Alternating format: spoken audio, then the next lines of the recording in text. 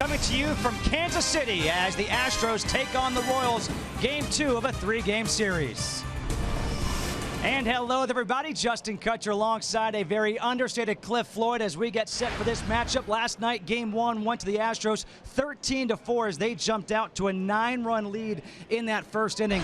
Cliff, both these teams coming off the playoffs last year. The Royals, of course, won the World Series. High expectations. Neither team got off to the start they were hoping for, but they both turned it around of late. For the Astros, it all started when they moved George Springer to that leadoff position. He's been huge. And you look at last night, just starting off the game as a table setter that you want. Triple in the first inning over the outstretched arms of Lorenzo Cain out there in center, and then comes up in the same inning and hits a grand slam. So when you talk about guys and what they've done in this 6-game winning streak, George Springer has been huge. For the Royals, they've had injuries. They've had to bring up some young guys, and those young guys have infused some energy into this team, and they've turned it around. But guess what? They get one of their leaders back tonight, and that leader is Alex Gordon. Well, you can't replace leaders. You look at Alex Gordon. He comes to the ballpark every single day with one thing on his mind. That's to win the ball game and all facets of the game. So him being back in this lineup, had a great rehab stint. He will help this team as they start to get back into this race in the AL Central. He is sitting in the 2-hole tonight. It lengthens the lineup for Ned Yost and the Royals. The Royals have been so good at home this year. They have not lost back-to-back games here at the K all year long. It is Game 2 of this 3-game series. A rematch of last year's ALDS, the Astros and the Royals. Game 2 coming up next.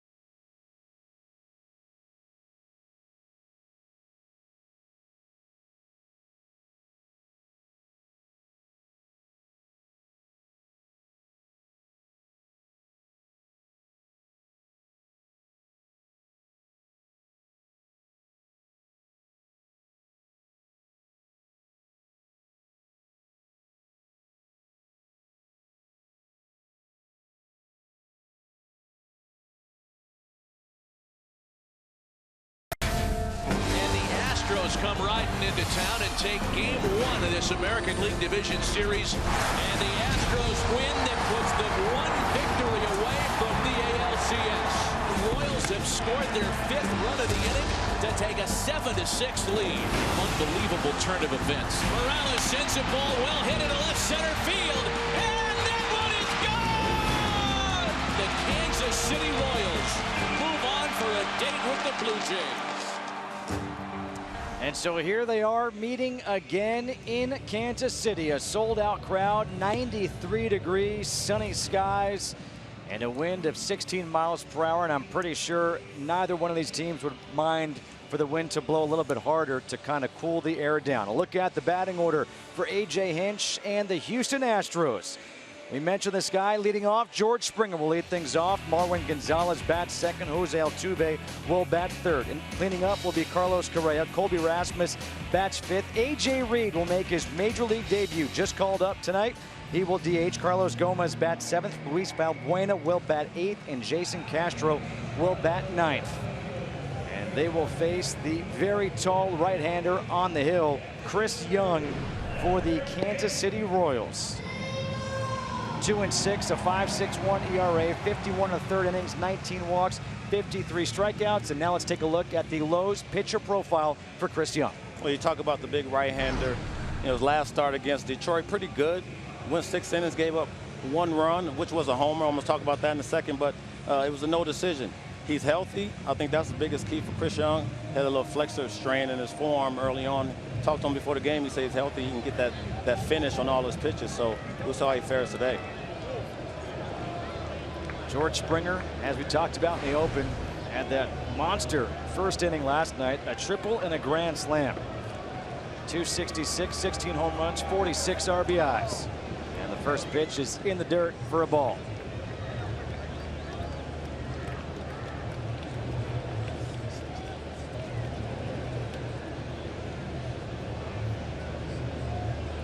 The 1-0. Back up the middle, slow roller, Whit Merrifield. Makes a nice play, and there's one away here in the first. The defense behind Chris Young. We just saw Whit Merrifield make the play at second. How about the rest of the defense in the outfield from left to right? Well, he is back. Alex Gordon, the best left fielder in all of baseball. Lorenzo Cain in center field. Paolo Orlando in right. Eric Hosmer at first. Merrifield at second. Alcides Escobar at short. Cheslor Cuthbert at third, and Salvador Perez behind the plate. A phenomenal defense for this Royals team. You have to catch the baseball. That's the name of the game, right? And you know, I actually was in the Marlins system with their first base coach in Rusty Kuntz, and he prided us on just catching the ball, working, getting out there, doing BP, and getting balls off the bats. This team can ill afford to miss the ball and win baseball games. There is Rusty. Marwin Gonzalez at the plate, squares around the bunt, pulls it back, and takes the pitch for a strike. He's behind on the count. No balls and 2 strikes. Marwin Gonzalez has his average at .311 in the month of June, has raised his average to .256. Well, getting more playing time. And I think when you have more playing time, you talk about super utility. Well, we've seen those guys and Ben Zobrist and Josh Harrison's, right? He's become that guy now, super utility for this Houston Astros team. In front of that one, able to foul it off. Stays no balls and 2 strikes.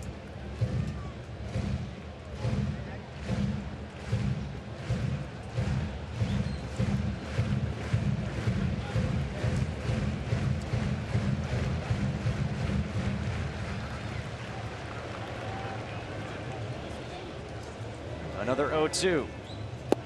High and outside. 1 ball and 2 strikes. Chris Young not going to overpower you, but his next strikeout will be his 1,000th for his career. Can he get it right here? The 1-2 pitch. In the dirt, 2-2.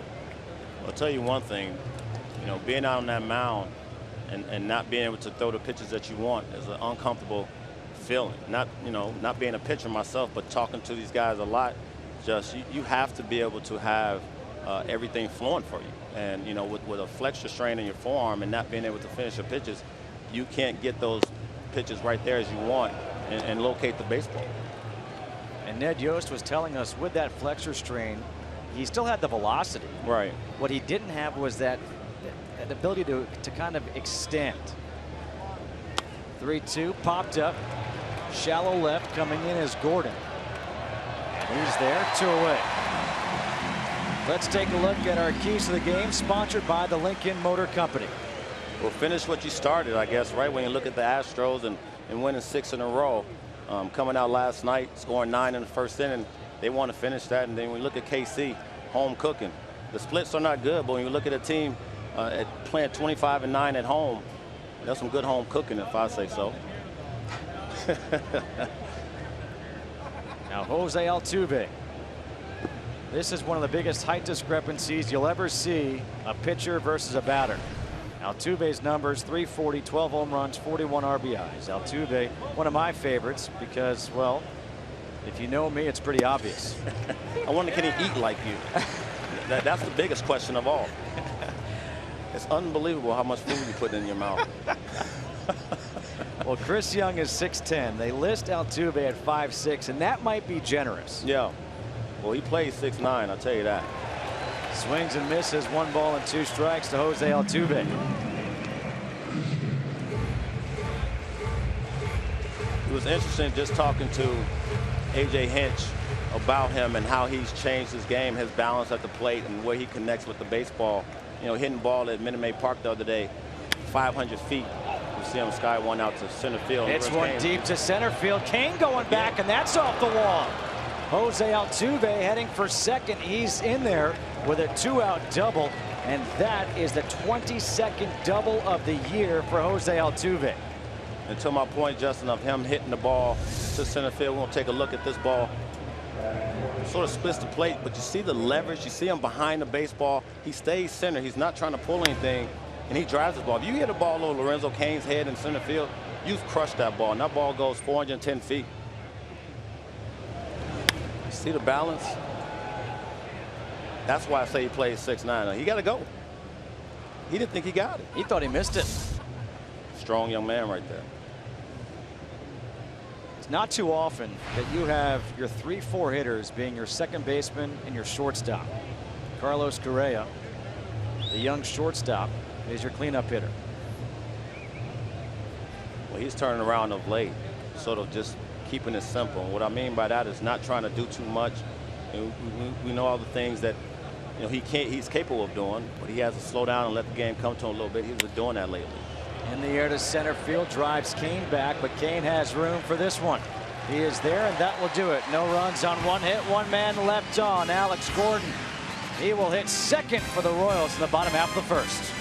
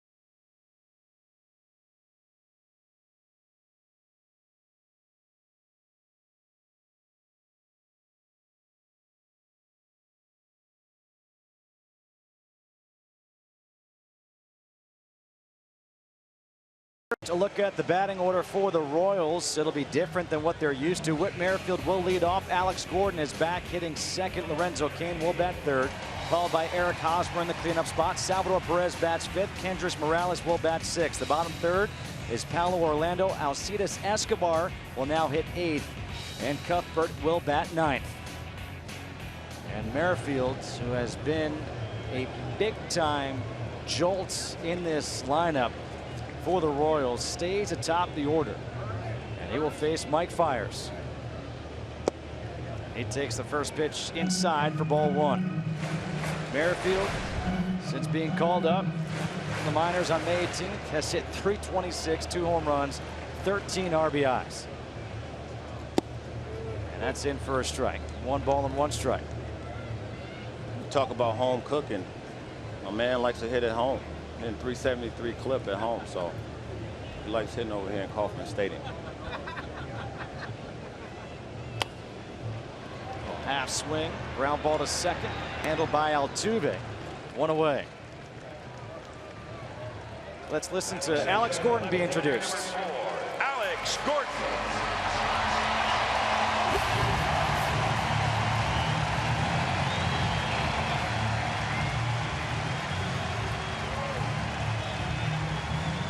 This is Gordon's first game since May 22nd.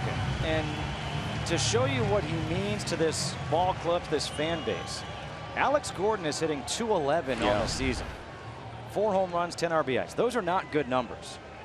But this fan base knows what he means to this team. They know that he could have signed elsewhere in the offseason. He came back here to Kansas City. This is not a fair weather type of fan base. They love their players. You know, they have relationships with their players. They out in the community, and Alex Gordon is a big piece. Forget the numbers. You know, we talked about leadership in our open. You know, he's a leader in the clubhouse. He's a leader on the field. He's a leader in the community. They love him, and we saw that in the ovation. So it's good to have him back in the lineup, though. One of the hardest working guys in the game. The 1-1 from Fiers. Swing and a miss. 1 ball and 2 strikes. This was the injury back on May 22nd, a costly injury at Chicago because it turned out to be a broken wrist for Gordon. You could hear him calling it, and it was a torn ACL for Mike Moustakas. Moustakas has since had the ACL repaired, but he is lost for the year.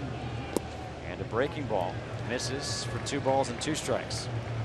Well, I guess the big thing from that is you always have to have players ready, right? And you have these youngsters come up, and Whit Merrifield, we just saw him, and Chester Cuthbert. So guys have to be ready for the opportunity, and when they get it, take advantage of it. The Royals have been lucky in that area. Fouled off, stays 2-2. Gordon was in a 3-for-30 slump prior to the injury. In his rehab assignment, he played 4 games in AA Northwest Arkansas, 2 games with AAA Omaha. Combined hit .364 in those 6 games.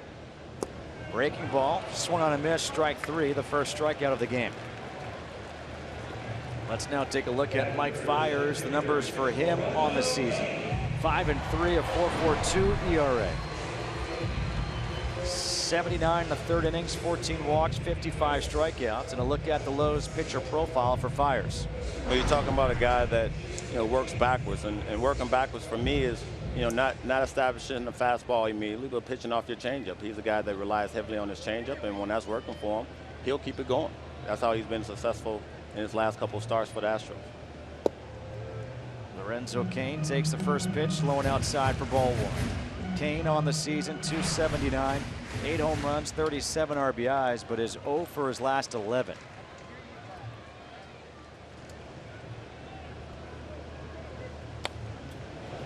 Held off the screen. The Royals is one of those teams for me, Justin, when you watch them, numbers don't really mean a lot to me. You know, they do so many different things to win ball games. They play all 9 innings, and everybody goes, well, everybody plays 9 innings. They're different. They're going to keep the foot on you until you beat them. And you know, you look at these numbers, and you say, wow, you know, how are they winning? They do little things right. There goes that 0 for 11. Lorenzo Cain takes a turn at first to hold up there, and a 2-out single for the Royals.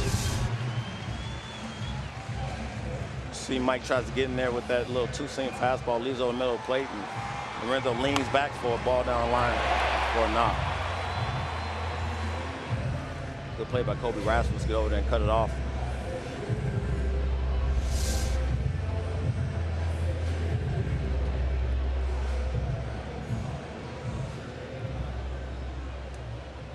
Runner on first, 2 outs now for Eric Hosmer.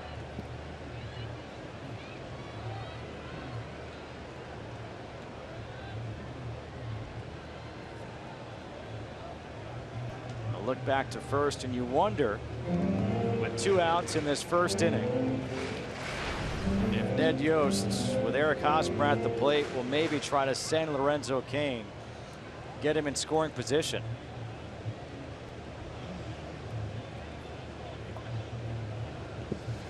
Well, for me, you know, when you have a guy in Hobbs who struggled a little bit at the plate of late, I know they're playing a shift a little bit with Altuve over in the hole, but I still want that hole on the right side open for Hobbs to get a ball through the right side. So I would say no, but I also want to run in the first inning, so I'm on the fence. Hey, you know what I say? I say go with your first instinct. You Yes. say go. You say no go. I say no go and let my man swing the bat.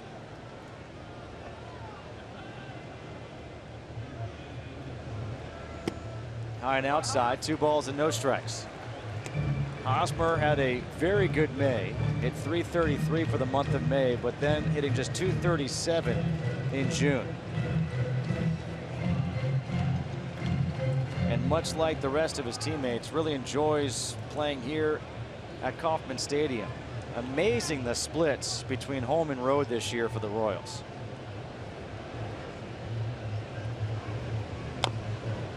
Holes 1 foul, 2 balls and 1 strike. Well, it's all mindset for me, right? When you look at this big ballpark in Kauffman Stadium, they're lasting homers for a reason. They don't hit the ball at the ballpark at home, but when they go on the road, they get a little homer conscious, and rightfully so, because you don't get a chance to hit balls, you know, and drive them out of this ballpark. So I think they have to get back to the basics on the road and do some of the things they do at home to be successful.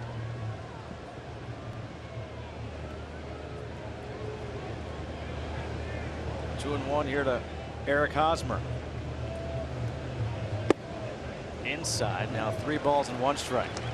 So on 2-0, Hosmer dribbled 1 foul. Now he's got a good hitter's count, 3-1. The numbers, May versus June, really helped carry the team in May. And in June, it's been the young guys, a guy like Whit Merrifield, Paolo Orlando, who's played so well.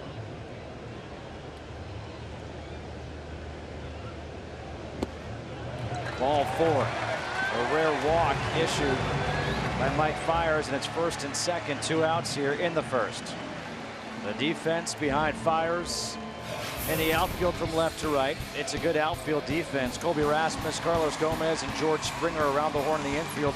Marwin Gonzalez, Jose Altuve at second, Carlos Correa at short, Luis Valbuena at third, Jason Castro behind the plate. And now Salvador Perez, one of the best catchers in all of baseball, doing it both offensively and defensively. The numbers offensively this year have been very, very good. 301, 12 home runs, 35 RBIs. 357 in June with 5 home runs. This is a guy who you can essentially put in the lineup each and every day behind the plate.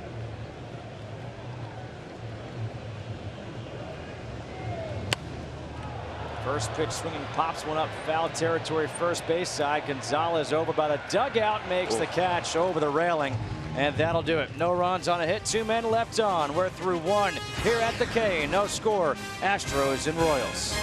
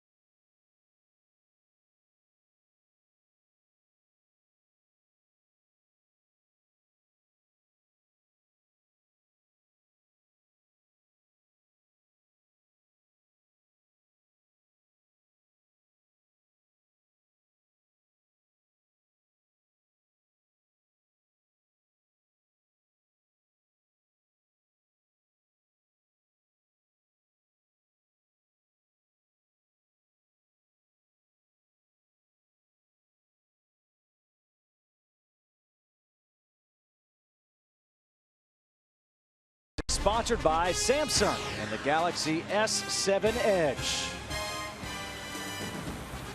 Top of the second here in Kansas City. It'll be Colby Rasmus, A.J. Reed, and Carlos Gomez to face Chris Young. Rasmus, 245, 10 home runs, 39 RBIs. Had a home run in last night's ball game. And the first pitch on the outside corner for a strike at 80 miles per hour.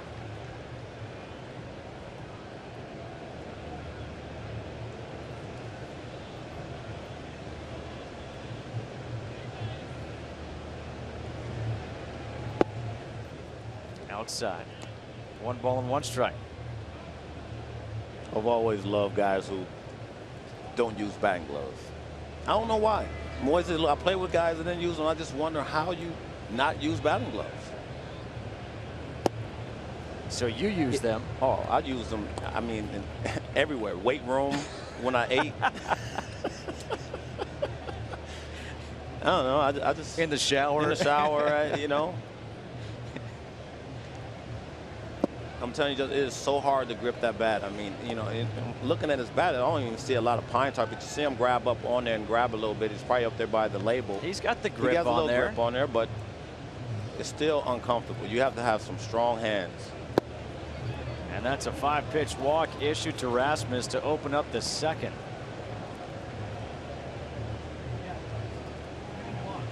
And now the Major League debut for A.J. Reed.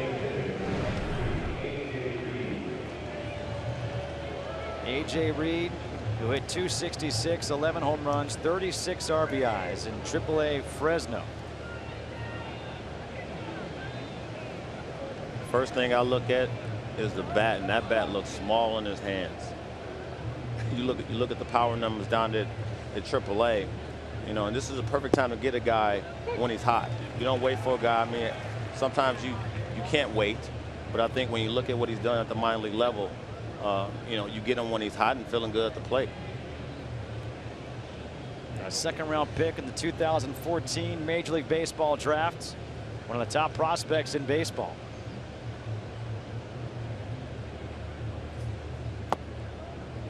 Had a good conversation with this young man last year just about his confidence, and you know, it was oozing out of him just with him being in the box and knowing how good he is. So you know, you see that 42nd overall pick. Expectation is always high, but you know, you go out there and play the game the right way, you get rewarded. In the dirt, 2 balls and a strike. All right, who was your first Major League at bat against? Tommy Green, I think. And what'd you do? Struck out. How nervous were you? Oh man, listen, I didn't feel anything walking up there. Excuse me. And you saw his family just a second ago. They all in attendance. That's good to see. I mean, you know, this is the best day, you know, of his life in his baseball world. Outside, 3 balls and 1 strike here for the rookie A.J. Reed. I think it's all the anticipation, right? You get into the ballpark, right? You come in, you try to keep the same regimen as you head down in AAA. Again, you know, you see his family again, and they all got the phones out, which, you know, they'll cherish that moment for the rest of their life. And that's a good at-bat. Works a walk. But it's all the anticipation of getting up here. And once you get that first at-bat out the way, then you breathe again. You put the asthma pump away. So that's back-to-back 5-pitch walks from Chris Young. First and second, nobody out for Carlos Gomez.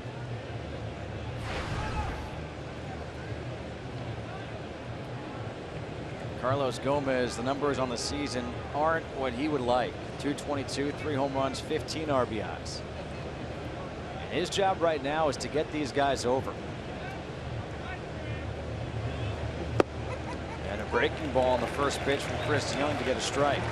And this is going to be very interesting for me, because speaking with A.J. Hinch, we asked him before, what did he learn from last year's ALDS against these Royals? The 0-1, and Gomez squared around a bunt, pulled it back, and took it for a ball. And he said, what we learned was that you have to be able to win in more than one way. And so right now, This is a way to win in more than one way. They used to be a team that just relied on the long ball, right? Strike out, long ball, whatever. Now is an opportunity with Carlos Gomez to get 2 men into scoring position. Can they do it? Have a productive out. Productive out and a productive game plan, right? Coming from the on-deck circle is where the game plan starts. So whether you thinking bunt to get these guys over or whatever the case may be, you have to get the job done. So, you know, his last 9 games, he's been off the charts good with a .412 average. But the mindset has to be there consistently, Justin. I think that's the biggest thing when I watch Carlos Gomez and we watch him in BP is he doesn't work the field. He's not a guy that goes up there and tries to hit the ball to right field. I'm not saying you have to hit the ball to right field to get the job done. What I'm saying is the approach has to be where those guys are in scoring position, you know, with an easy ground ball gets you a run on the board. 3 balls and 2 strikes as Young misses inside. 15 pitches this inning, just 4 strikes for Chris Young. Young still looking for his first strikeout tonight, and it would be the 1,000th of his career. The 3-2. Pop foul. We'll do it again. If you AJ Hinch, that's the swing you want. That's not a swing where he's pulling off the baseball. That's the swing that's trying to drive the ball back up to middle and do his job. Is it going to happen all the time? Absolutely not. But the mindset has to be there. Another 3-2. A chopper. This could be trouble. Escobar, bare hand, makes the play to first. A beautiful play by Escobar. And Gomez does do the job as he moves both runners up. Talk about getting the job done. Yes, that is. But on the other side, Altuve comes through with a bare hand play that's off the charts. Right there. That's just easy breezy. That's not an easy play. He makes it look easy.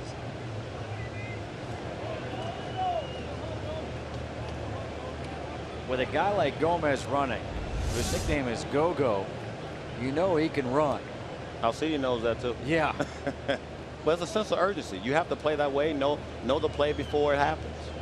So now Luis Valbuena steps in with runners on second and third, 1 out, and he takes the first pitch for a ball. Valbuena, .248, 8 home runs, 22 RBIs. Infield is playing back, willing to give up the run for an out. Swing and a miss, 1-1. Astros is a pretty good team, you know, with runners in scoring position. You look at some first inning comparisons, but on the season hitting it 285 and runners in scoring position is a good number, especially when you have guys that's platooning and getting chances to play a little bit more consistently. 1 ball and 2 strikes to Valbuena. Chris Young would love a strikeout right now.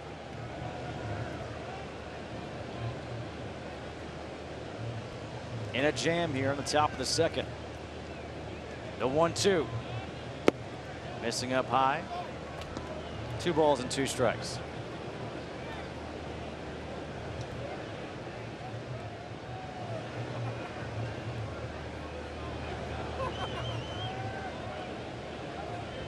Back-to-back walks to open the inning for Chris Young. Then a beautiful play by Alcides Escobar to get Carlos Gomez on a ground out. And now 2 balls and 2 strikes to Valbuena, whose numbers are not great this year with runners in scoring position. Check swing, and now 3-2. But this is easy money. This is where you have to get that guy in from third base. They're conceiving a run. All you have to do is make contact on the ground or deep in outfield, and you got 1-0.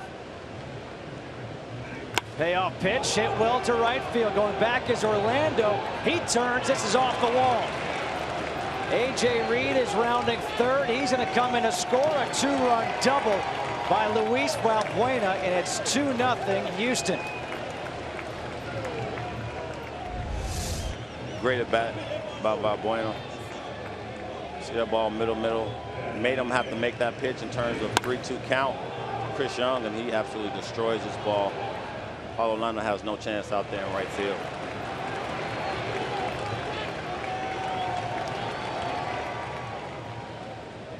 RBIs numbers 23 and 24 in the season for Valbuena. An early lead once again for the Astros, and that brings up the 9-hole hitter, Jason Castro.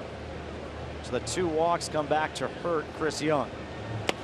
And first pitch swinging is Castro. A little blooper into center field. That'll fall in front of Lorenzo Cain. Good base running by Valbuena, went halfway. And now he's at third. Runners on the corners and just 1 out here in the second.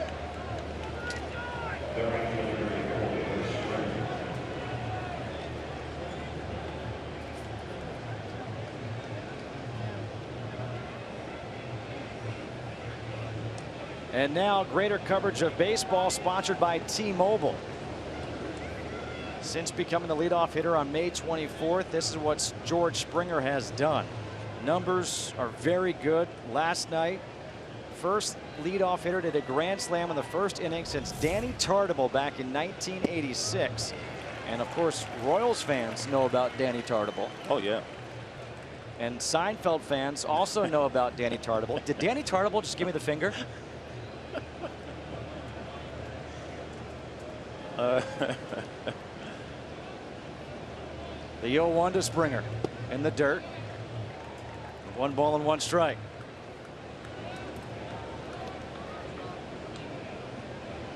We talked to AJ Hinch about George Springer and letting it loose. Saw with that first swing, he wants to sort of, take a step back with that, trying to ambush the guy and just do the job that you're in the box to do consistently. I think leading off gets him that mindset. Justin really does, because it allows him to be aggressive but also be reserved and not try to do too much. It's a work in progress. It's not going to happen overnight, but I think overall it was a great move to put him in that leadoff spot.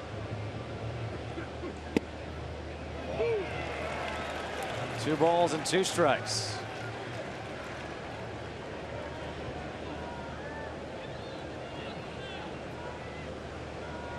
Two runs in already, and a 2-run double by Valbuena.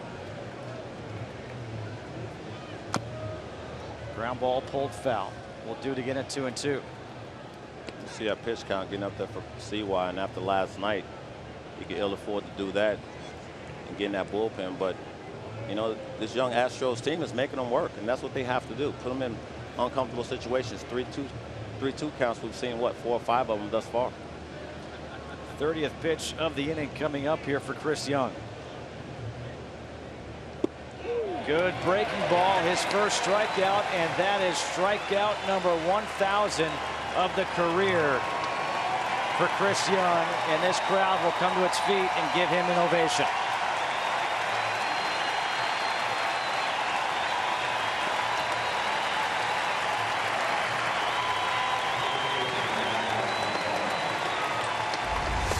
That is our Just for Men stat. Great looking hair, made easy. The 1,000th career strikeout for Chris Young. Nice tight slider right there. Congratulations to one of my old teammates. Played with him back in my days in San Diego. 2 outs. Fastball is high and outside to Marwin Gonzalez, who flew out to left field his first time up. Only had a cup of coffee there, but 1 year. Pretty cool. Confident man, Chris Young. Come to the ballpark, you would think he's 14-0. Good pitch, 1-1.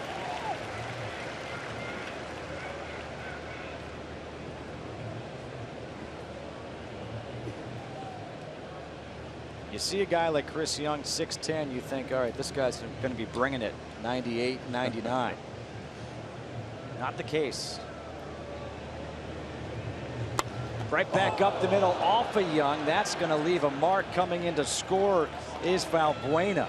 And now you got to make sure that Chris Young is okay. It's an RBI single for Marwin Gonzalez. Down to second base goes Castro.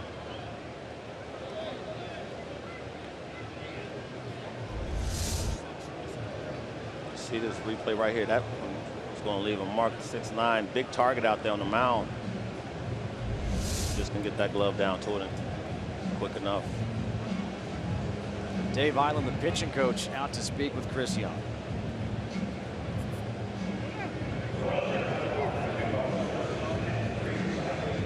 Apparently he's all right.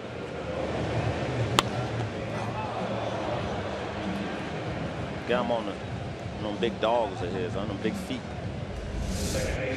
6'9", you know. Now listen, I'm not putting his business out there, but this man used to wear socks in the shower. His toes were, woof, something else. Worst toes you ever seen in your life. I'm telling you. He know I love him though. I'm telling you, it was unbelievable. Jose Altuve gets into one to left field. Gordon looks up. This one is gone. Wow. Jose Altuve with a 3-run home run. And just like that, the Astros have busted this one open here in the second.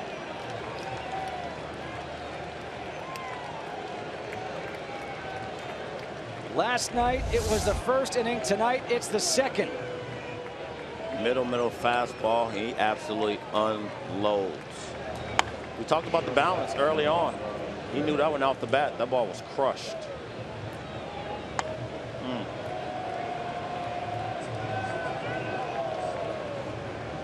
I can tell you one thing. They're having some fun right now, Justin. It was a 9-run first inning last night. It's a 6-run second inning tonight. And there are 2 outs for Carlos Correa. It started with back-to-back walks to Colby Rasmus and A.J. Reed. And now Correa the opposite way, chasing Orlando back. He's back, and that's gone. Back-to-back jacks by Altuve and Correa.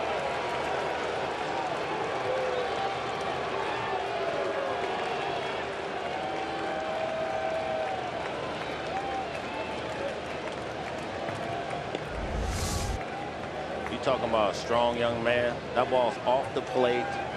88. He generates so much power. Stand behind the baseball. Just crushes that ball to right field like it was none. The Astros have batted around here in the second. Are they having fun or what? They've already won 6 in a row. They've got a 7-0 lead here in the second.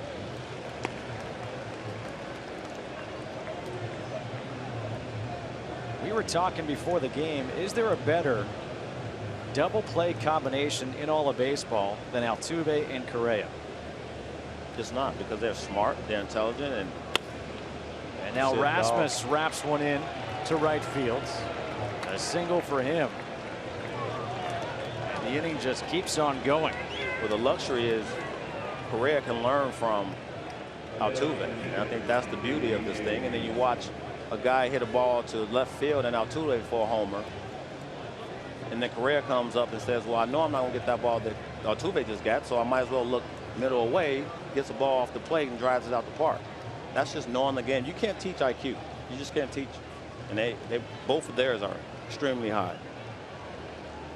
A.J. Reed had his first major league plate appearance in this inning. He worked a 5-pitch walk. I asked you what you did in your first major league at bat. You said you struck out. It was a 6-pitch strikeout. Now you did go down swinging. Second plate appearance, and Reed gets into one to right center field. Orlando on the run will make the catch, and that'll bring the second inning to an end. But 11 men came to the plate. A 3-run shot by Altuve. Correa, the next batter, back-to-back jacks. It's 7-0 Astros.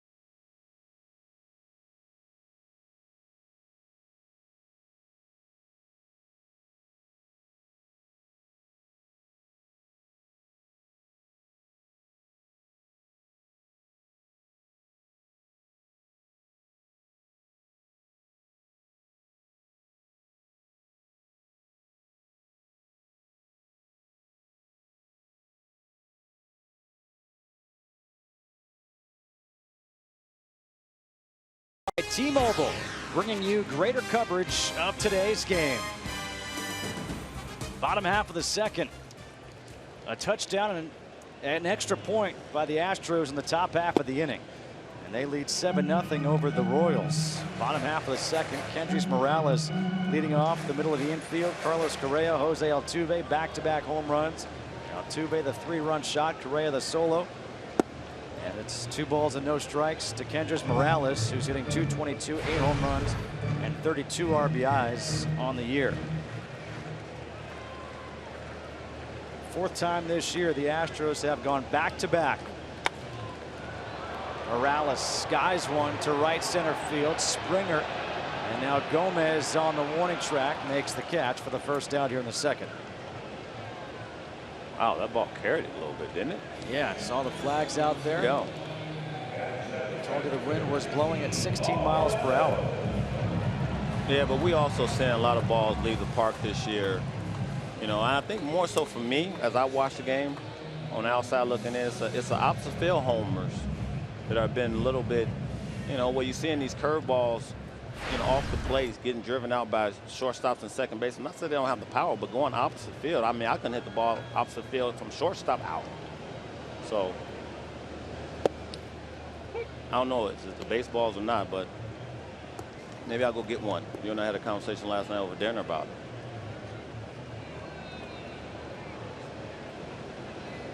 No balls, 1 strike to Paulo Orlando. He goes the opposite way. That's a base hit for Orlando, so he continues his hot hitting.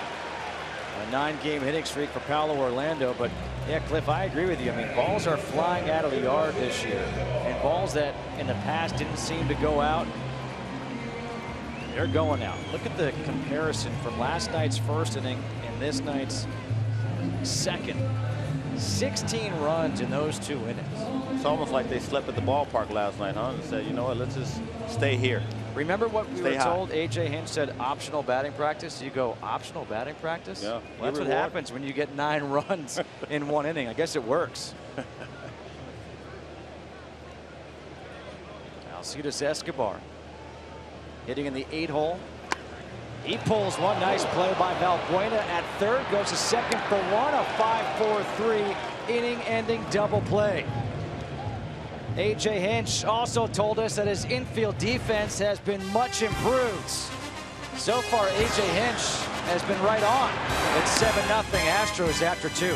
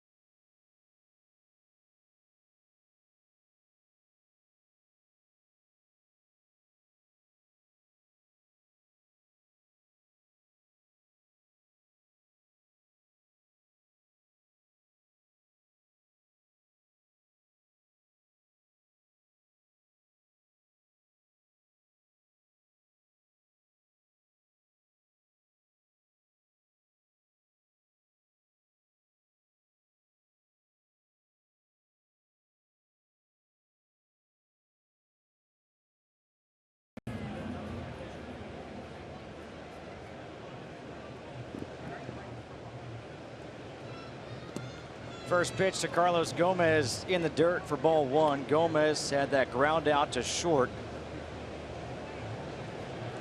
On a nice play by Alcides Escobar in the last inning. That was a 55-footer right there from Chris Young. And you got to wonder, after a 40-pitch second inning by Young, if this is one of those scenarios where after Edinson Volquez went just 1+ inning last night, if this is a scenario for Ned Yost where he just needs Chris Young to eat some innings. Absolutely. Nobody down that bullpen is getting up. You see that empty area right there? This is Chris Young day to go out there and give you at least 6 or 7 innings.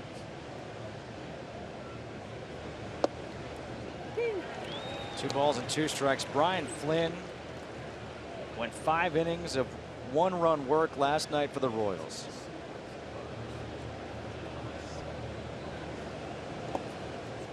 In the dirt, 3 balls and 2 strikes. Well, one thing you also have to have is a guy, a veteran guy like Chris Young who understands that. You know that Ned Yost is not leaving him out there to wear it, but understand that yesterday was a clunker, and I need you to go out there and give me some innings. Check swing. Did he go? The appeal to first base, and Kerwin Danley says no, he did not. So another leadoff walk issued by Chris Young. And that'll bring up Luis Valbuena, who his last time up came through with a 2-run double. And StatCast powered by Amazon Web Services. Exit velocity 104 miles per hour. Just missed a 3-run homer. Instead it was a 2-run double. I like exit velocity. That 104 means you destroy the little white baseball.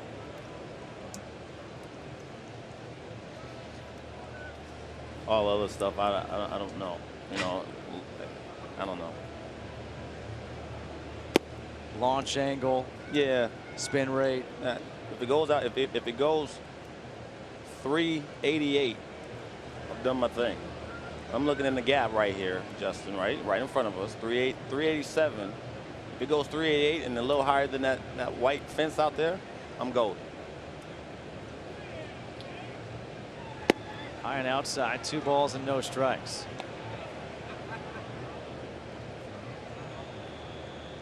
That 387? Yeah. You see it?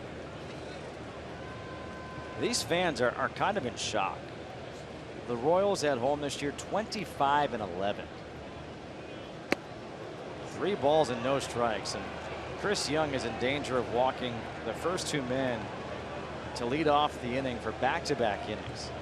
They have not seen back-to-back home losses since September 25th and 26th of last year. It was a 9-run deficit after 1. Gomez takes off. Valbuena, he walks, so it's first and second. Nobody out here in the 3rd. And tomorrow, don't miss this. Messi looks to lead Argentina to their first Copa America championship since 1993 as they take on defending champion Chile in a rematch of last year's title game. Coverage of Copa America's Centenario final begins tomorrow at 6:30 p.m. Eastern on FS1, or watch it live on Fox Sports Go. And here's what I'll say about this. If you're not a soccer fan, right? If you were not a basketball fan when Michael Jordan played, would you tune in to watch? Absolutely. Okay. That's what Messi is to soccer. He is that much fun to watch. Just put it on and just watch for him, and you will literally be in awe of watching this guy. It is unbelievable. I'm not a soccer fan, but I've watched Messi for sure. And I like the hair, though. He's grown his hair. I like that. A first pitch strike to Jason Castro.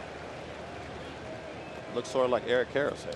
Yeah, well, nobody has Eric Carroll's hair. Well, I mean, he used to take his hat off when he played. I mean, he knew he had the flow going, right?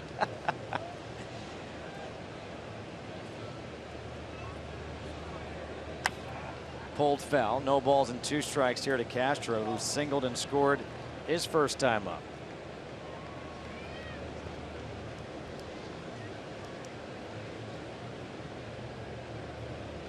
They can score in bunches, this Astros team. Valbuena at first, Gomez at second. 28th at bat through a game and a couple of innings now. A swing and a miss as both men are going to advance on this wild pitch. So it's a strikeout. Castro goes down. But a strikeout wild pitch allows two men to advance. Peter Moylan is warming up in the bullpen. So just when you think, okay, it's a strikeout, we get the out. Yeah, but two men advance. And here comes Ned Yost. And that is going to be it for Chris Young. Top of the third, one out, 2 minutes scoring position, and Chris Young's night is over.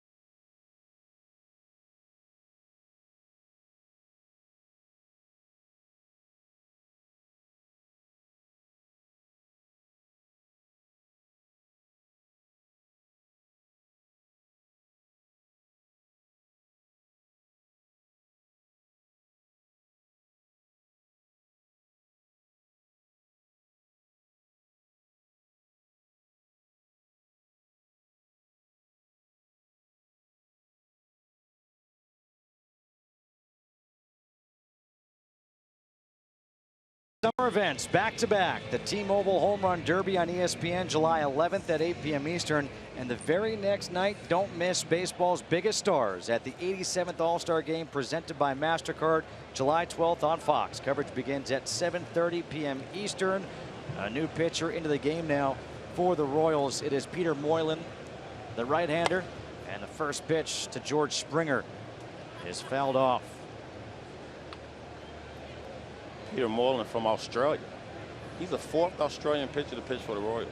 That's a stat I would never know. What do you mean? You just said it. Well, you got to look stuff up. Springer is 0 for 2. Bounces this one foul. Third base side. No balls and 2 strikes. Tough day for my man Chris Young. Never want to leave your boys out there hanging like that, but you know, you just never know. You run into a hot team like the Astros, make mistakes, they'll make you pay right now. 0-2 breaking ball. Springer goes down swinging for the second time tonight. He's now 0 for 3, 2 outs in the inning.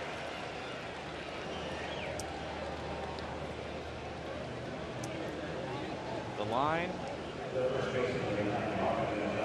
Not good for Chris Young. The last 2 nights, the starting pitchers, Chris Young, Edinson Volquez,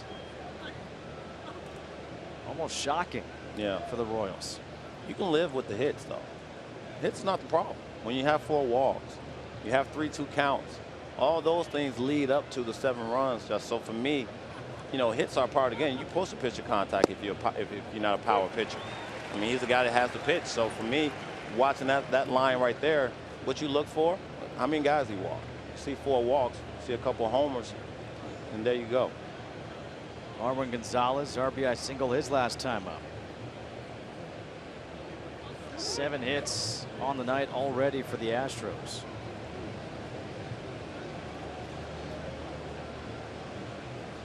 As for a hitter, you have the 6'9" pitcher and Chris Young, and then Peter Moreland comes in, a little side armor, but a little less, you know, off his ball. You have to change your eyesight. Not your eyesight, your eye angle. 1 ball, 1 strike. See A.J. Hinch telling him to get it up. Altuve says, even for me? Well, he's not talking to Altuve. He's talking to his boy in the box.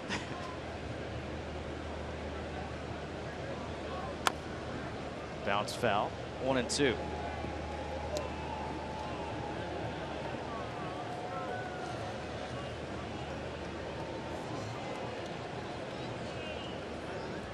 Six straight wins for the Astros. 2 games above 500 on the season. That is a season high. 9 games back of the Texas Rangers in the AL West coming into today. Rangers enter today 47-27.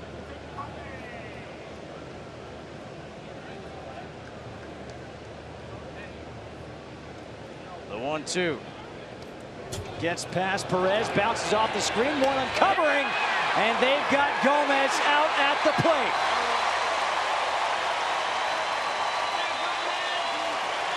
A.J. Hinch is saying, hang on, let me take a look at the replay. Gives a thumbs up. He says, nope, he was out. He says, you're good, made the right call.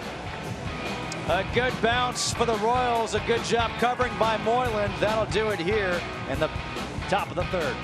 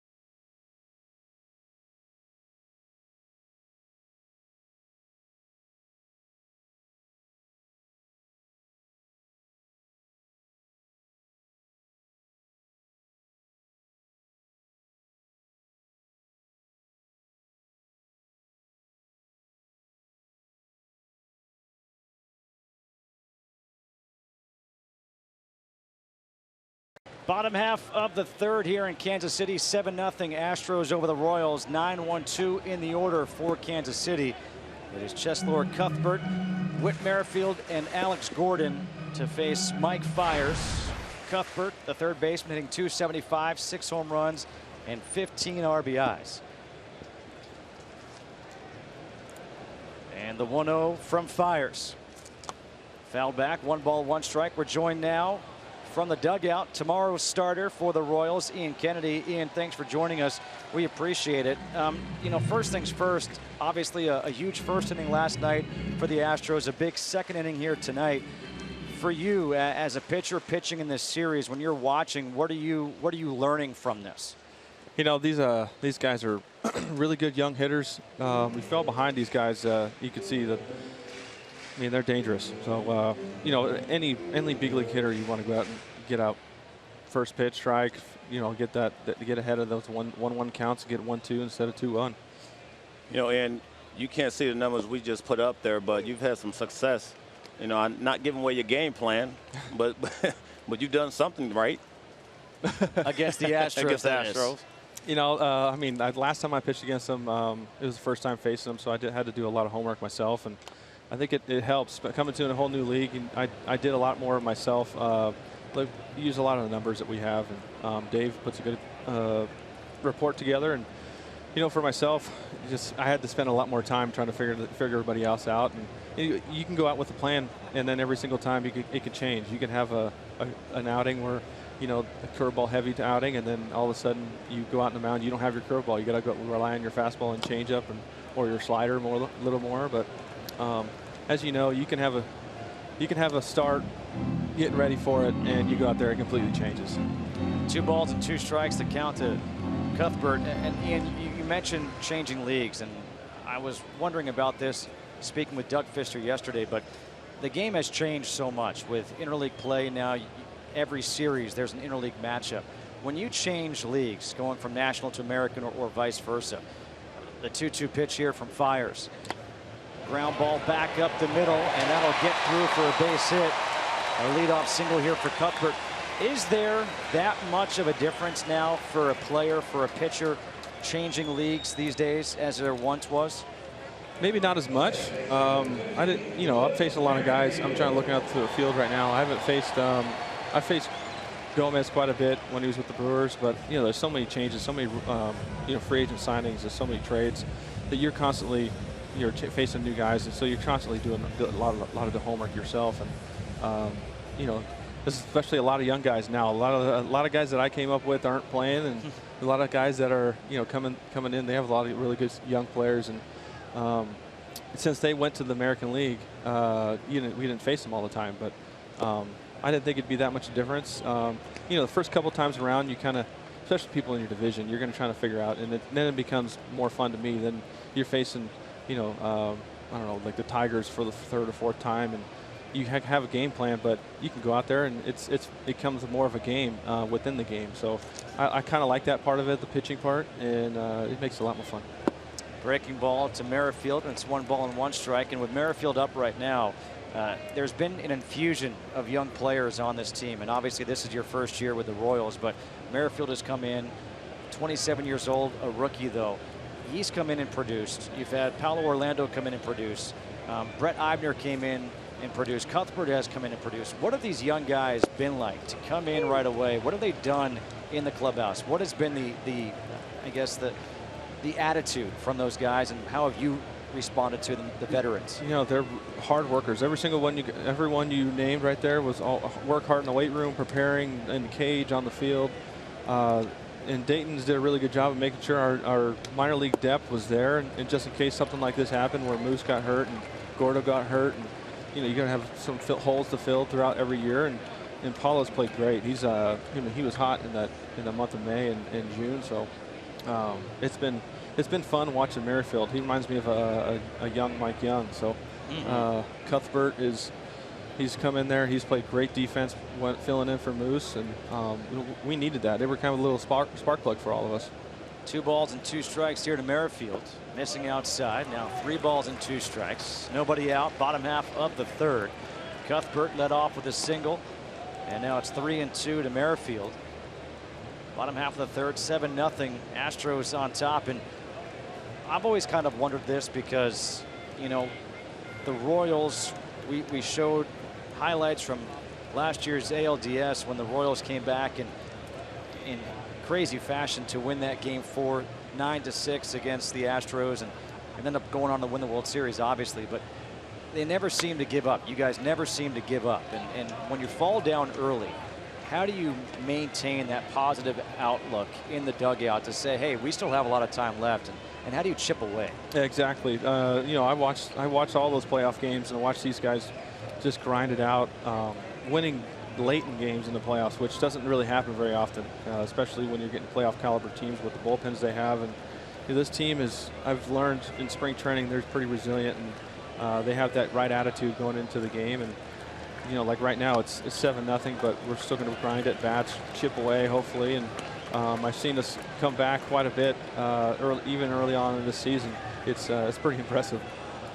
You know, for me, watching this team, I mean, and how heavily you guys, you know, you need Alex Gordon, right? Getting him back in that lineup today, just for the clubhouse. Because I always say it's not always about the numbers, Ian. It's about guys that show up, and you know what their mindset is. Just talk about that in this team.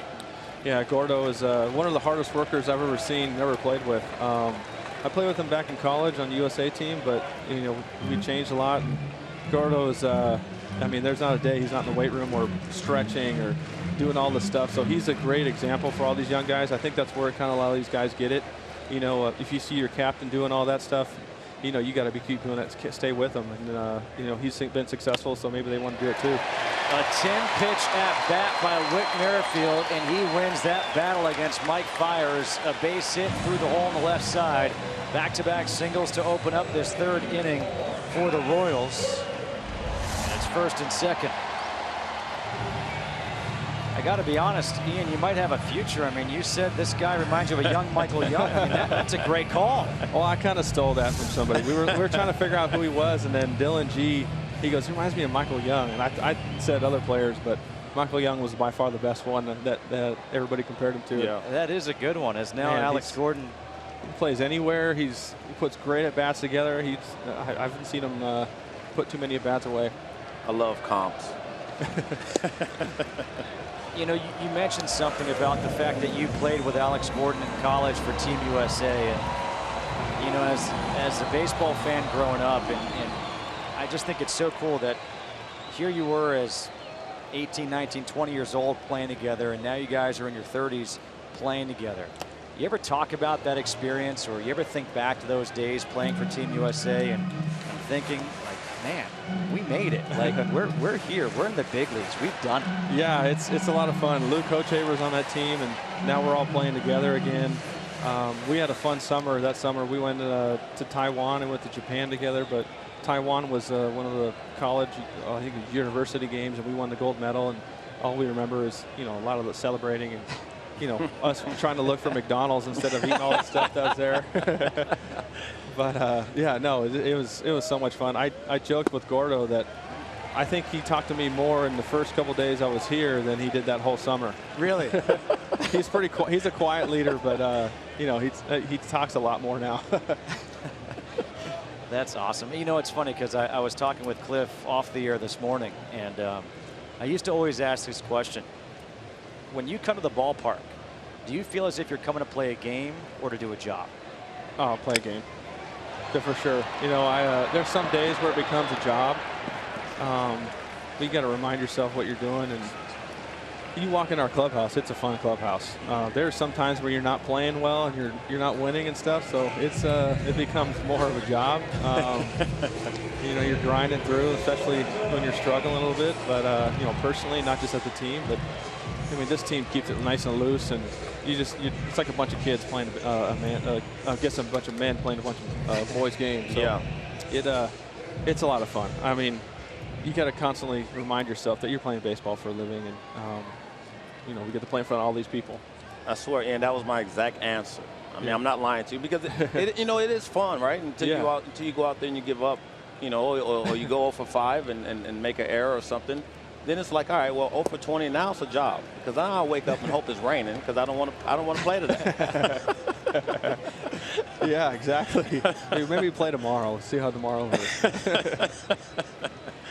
First and third, one out here, bottom half of the third. Lorenzo Cain at the plate. It was a nice play by Carlos Correa there, fielding a short hop from Marwin Gonzalez. A fielder's choice by Alex Gordon. In the dirt. And it's 2 balls and no strikes to Cain as the Royals are trying to chip away at this. You know, you alluded to a little bit, Ian, about You know, when you're talking about, you know, college days and looking for a McDonald's, how have the regimen changed? Now, you know, you've been around 9 years. You try to stay out there. You're trying to stay healthy. I mean, you know, nutrition, technology, everything has gotten better. Oh, yeah. Talk about your regimen nowadays. You know, it's a lot different now. I mean, it feels like I gotta stretch and warm up in order to go out for a stretch. Warm up my arm that way before I start stretching again. So it's a lot different. We have so many avenues that you can try to help on recovery. I mean, our nutrition's changed so much since I even came up. There's so many things that, like, we got a thing called a cryo chamber. We got a hyperbaric chamber. We have, you know, the hot and cold tubs, the pools, all those things to try to help your body recover for the next start, or for some of these guys for the next day. And you know, I try to take advantage of it. Some guys don't, but I take advantage of everything I possibly can. I'll try it. If it makes me feel better, I'll do it again.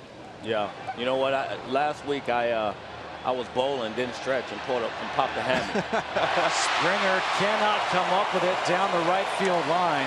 It is a foul ball. And we'll see what they rule this. But one thing you don't want to do is give this Royals team extra outs. And that's a break right there for Lorenzo Cain. It is going to be an E9. Yeah. I always say you get a glove on an outfield. If you ain't diving for it, you should catch it. You ever think about this, though, Ian? You're 31 years old. Like, in real life, that's young. Yeah, yeah. I know. I always joke with the trainers here that I'm doing all this stuff, and you got acupuncture, all these things. And I was like, man, you got to deal with me for another 4 more years. 2 balls and 2 strikes here to Cain. Let's see if he takes advantage of that.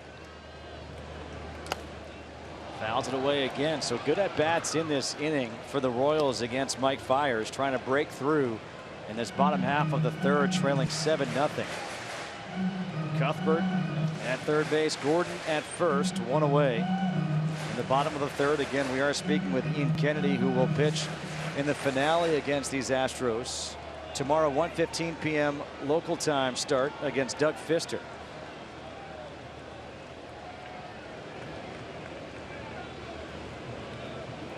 Another 2-2 from Fiers. Ground ball. Altuve goes to second for 1. Correa to first in time. A 4-6-3 double play. Ian, thanks so much for joining us. Really appreciate it.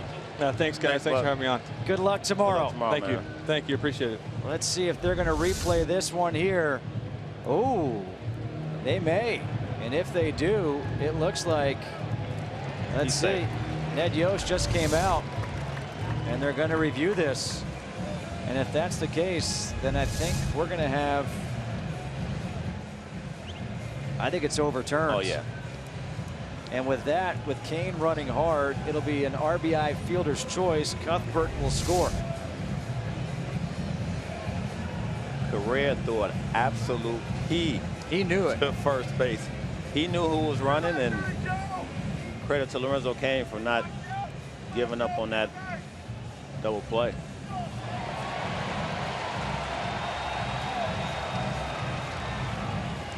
Joe West is the crew chief. Yeah. I mean, the fans are all cheering. This has got to be a pretty quick review. Yeah.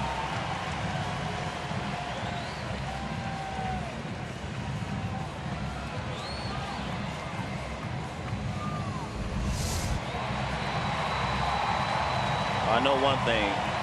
Joe West umpired when I was playing, and he'll make this quick for sure. It's not even up to him. Well, it's going to be up to him soon. I mean, when you talk about under review in these situations, as they about to take the headsets off, like I said, it's not going to stand that long. These are simple things to, when you talk about making the game quick. There it is. You see it, overturn it, or keep it the way it is, but let's keep it moving.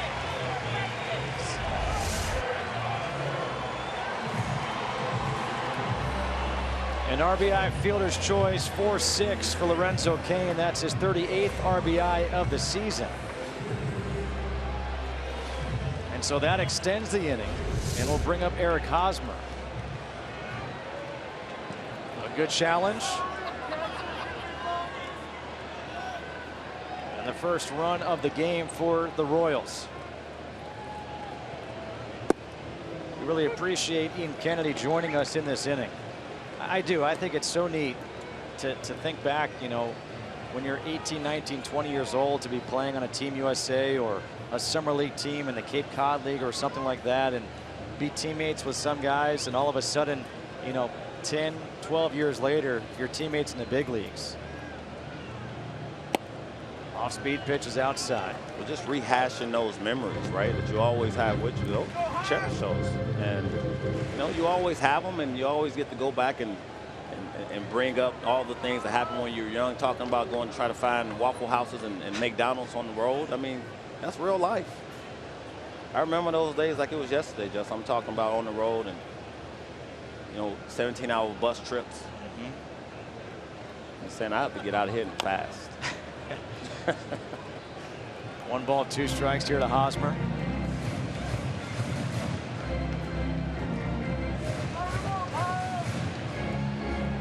Numbers last year and this year, an improvement over last year, but certainly consistent.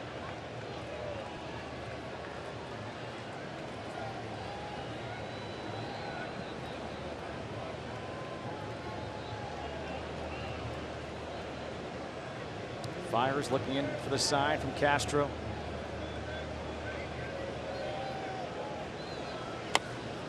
Chopper fires, recovers, throws to first, and this time they do get Hosmer. And they're saying, and they're going to look at this. Let's see. This time they got him. They did get 1 run back in the inning. 1 run on 2 hits, 1 man left on. We're through 3. It's 7-1 Houston.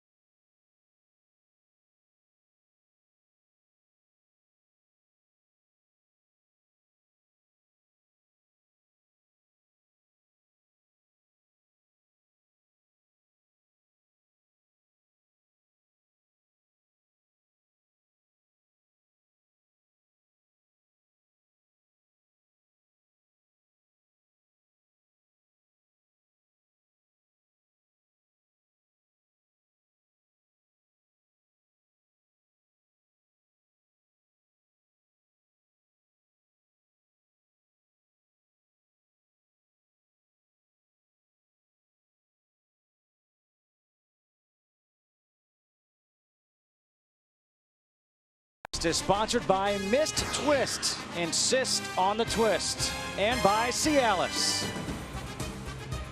Top of the 4th. Marwin Gonzalez, Jose Altuve, Carlos Correa due up for the Astros, leading 7-1 over the Royals. They will face Peter Moylan, who came in to relieve Chris Young in the 3rd. First pitch fastball is low and inside to Gonzalez. Gonzalez was at the plate to end the 3rd inning. And there was that wild pitch that got past Salvador Perez, bounced off the backstop, came right back to him, flipped to Moylan covering, And they got Carlos Gomez at the plate to end the inning. And just missing outside. 2 balls and no strikes. You think Sal Perez knows his home park? Oh, yeah. He knew exactly what that ball was going to do when it hit off the backstop and got it to Moreland. And what's funny is that ballparks, especially behind home plate, have gotten smaller and smaller over the years. Increased seating capacity. And I can think back to the old Yankee Stadium. It was forever back to that backstop. Gonzalez in the air, right center field, and that is not coming back to the water fountains. Wow! Marwin Gonzalez with his 6th home run of the year, and that was crushed.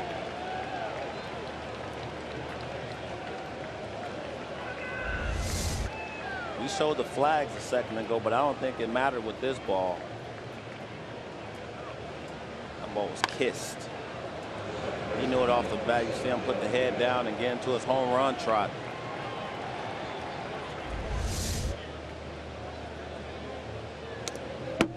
And now Jose Altuve, who had a big blast his last time up. Look at the numbers that he is putting up as a second baseman. That home run for Gonzalez, 434 feet. 2 balls and no strikes to Altuve. So that run that Kansas City got in the bottom half of the 3rd, yeah, the Astros just got it back.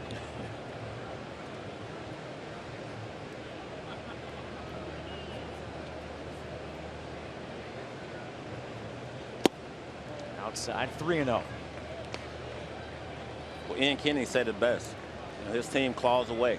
You know, they'll score 1, they'll score 2, and before you know it, they're back in the ball game. So if you can keep adding on runs, put this thing to rest.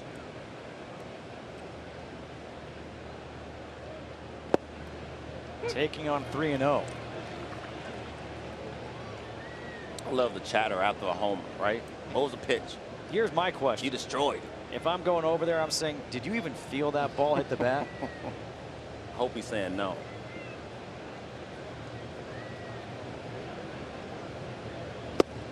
On the inside corner, 3-2 to Altuve.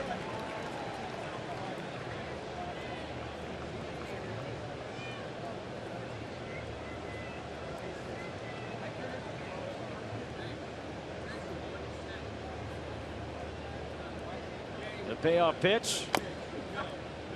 Bounce foul. And Altuve has to walk this one off. StatCast powered by Amazon Web Services. We go back to that 2nd inning. The 3-run shot by Jose Altuve. 105 mile/hour exit velocity. They said, what, 420 feet? And then the next batter was Carlos Correa. 103 miles/hour. 396 feet. But more importantly right now is that Altuve is still hobbling. You see the high socks, right? And you see that's off the foot. That didn't even hit the shin. Normally it's the shin, but that's off the foot, and immediately he is hopping around. That just hurts. Tell me, how long does that linger for? Oh, for a while. I mean for weeks? Weeks at a time. If you get it square, you see on his instep right there, that thing just lingers. It just stays. There's no meat in that area. 3-2 goes the other way. He just says, I'll just get a knock and keep it moving. So now he's got a single, a double, and a home run. He is a triple away from the cycle. And he is 3 for 3 on the night. He is hurting down there at first. Well, nothing wrong with the bat. It's all in the feet.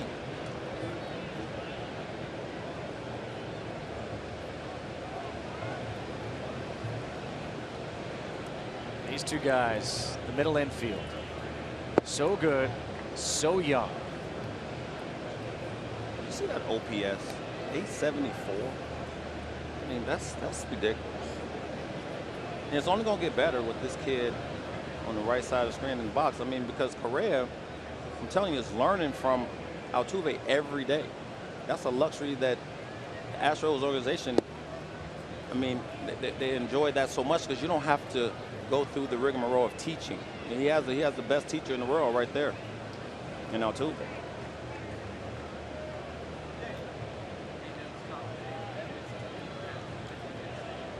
Two balls, no strikes here to Correa. Inside now 3-0.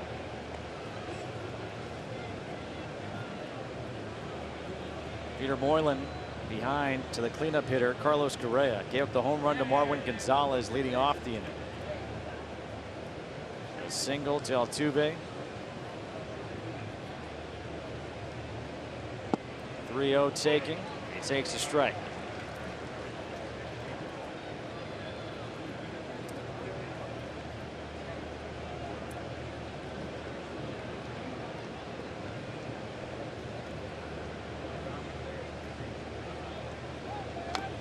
Check swing, fell back, 3-2.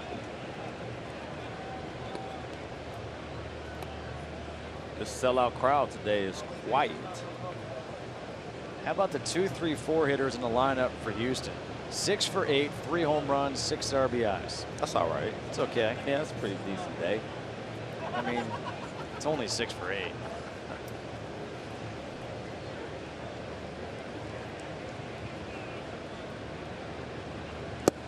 Outside, ball 4. First and second, nobody out here in the 4th for the Astros. And in between innings, we spoke with the manager for the Astros, A.J. Hinch, and we asked him about the offensive explosion in 2 innings from last night and this night. Well, we get going with quality plate appearances. It's pretty exciting. You know, we did a few things right last night and tonight. We drew a couple walks, got a couple singles, big home runs. We're sort of working at all cylinders right now, which is good to see. The big numbers hard for them to have to deal with. You know, AJ, when you look at Mike Fiers out there still staying, you know, under control, pitching his ball games, tough to stay that way when you get a big lead early. Yeah, it's tough for the guys because you want to throw strikes. This is a free swinging club, so they're going to come out swinging. They're hitting some balls hard. They did it last night to Dallas Keuchel as well. So try to get early outs if most you can and stay deep into the game and hopefully keep this lead. Maybe we can tack on. All right, AJ, thanks so much for joining us. You got it. Well, it's still a 7-run lead for the Astros, and that was a fielder's choice 4-6 for Colby Rasmus. Down to third base goes Altuve. Correa is erased, and A.J. Reed will step in looking for his first major league hit. As he walked in the second, scored a run, and then flew out to right center field also in the second.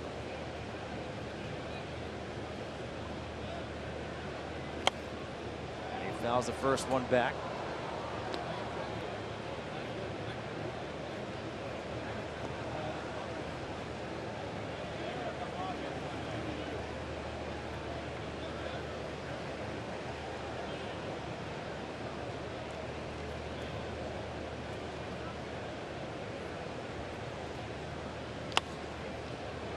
In the air left field, Gordon going over by the line. Altuve, he is tagging up. He will come in to score. That's a sacrifice fly for Reed, his first major league RBI, and that'll draw an ovation by his family. And it makes it 9-1 Houston, and 2 outs in the inning. Smart hitting with that first RBI out the way. Some love from your boys. You can talk about tack on. That's all you need to do in that situation. A little lazy fly ball out to the outfield and another run on the board.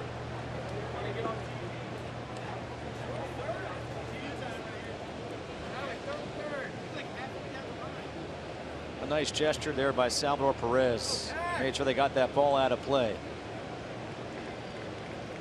And that's a keepsake for A.J. Reed, his first major league RBI. Now Carlos Gomez with 2 outs.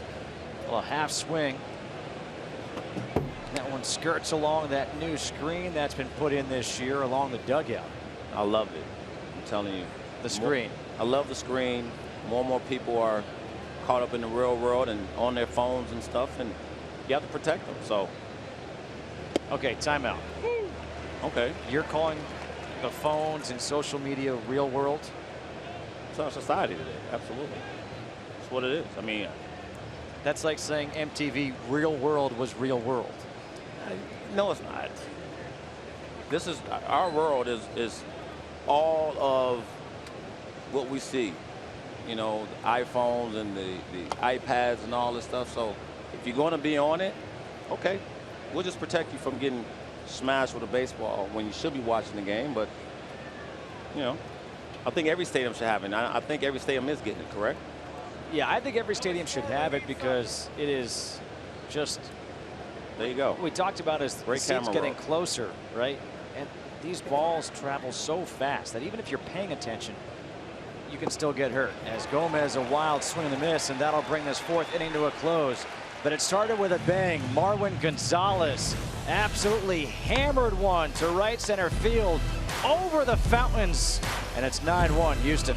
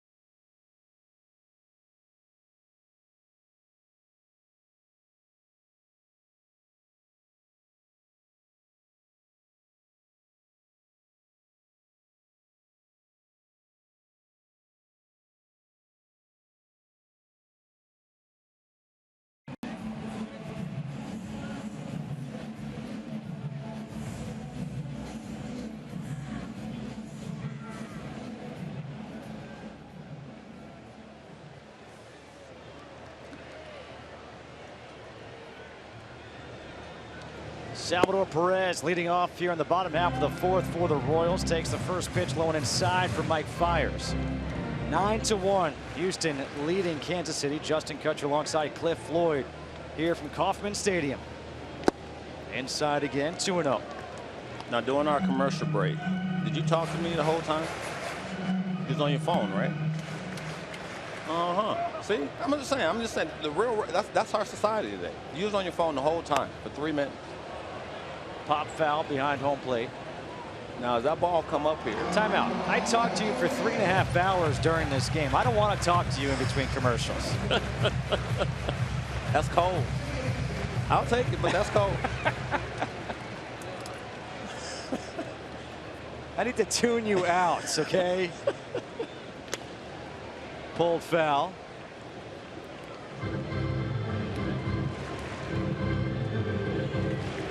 No, I'm responding to Mark DeRosa texting us to say, like, I feel sorry for you.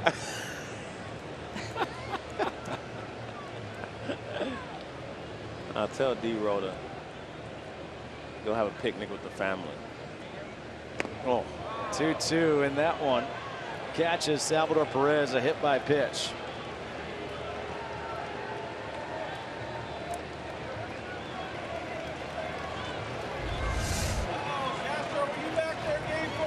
Sal trying to get out of the race. Hit him in a good right on the Evo shield. Yeah. You ever put one of those on? Oh yeah, I wore one every day. Did you? Yeah. You know, my right elbow was exposed. You know, I was a lefty hitter, but righty thrower. And I stood right on top of the plate, so, you know, pitchers have to establish the inner half of the plate. Sometimes you get smoked. Kendrys Morales flew out to center field his first time up. First pitch fastball on the outside corner for a strike. The shift is on. Statcast powered by Amazon. 3 players on the right side of the infield. As A.J. Hinch told us, they're not going to shift as much against these Royals. Breaking ball in the dirt. But his reasoning was more intriguing for me, because when you talk about what it does for a hitter, it makes you a better hitter.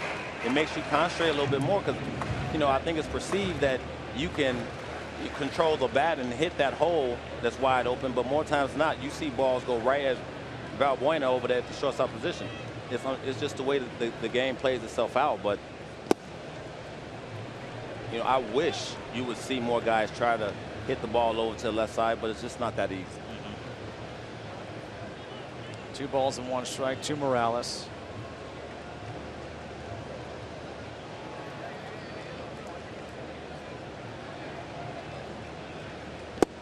You know what's interesting to think about? How injuries play a part in the landscape of baseball. You think about Aaron Boone hitting the home run to put the Yankees into the World Series in 2003 against the Red Sox. Well, that offseason, he tears his ACL while playing basketball. And then the Yankees make the move to get Alex Rodriguez. Off the end of the bat the other way, and it just rolls foul. And you see how unfair this game is? I mean, you know, yes, it's a little squibble off the bat, but look, that ball, all that ball had to do right there is just nick the bag. Now he's walking back going, what's next? Because when, you know, he struggled early on, he's been hot of late, but you know, when you hot, those little balls right there fall in for a little knock, and keep the lineman. You see Joe West, get a little smirk out of that. So Aaron Boone gets hurt. The Yankees go out and make the trade for Alex Rodriguez, and he becomes their 3rd baseman. Kendrys Morales, people forget, he was a big-time first baseman for the Angels, and that's over a leaping Jose Altuve into right field. And it's 1st and 2nd, nobody out here in the 4th. And that is where the height got Altuve. Say Kendrys has been high. You see that sweet swing right there. Side be off a little changeup, which Ned Yost talked about in our meeting. He's recognizing that pitch a little bit more and get some good wood on it when it's up in the zone. Now Paulo Orlando. He singled his first time up.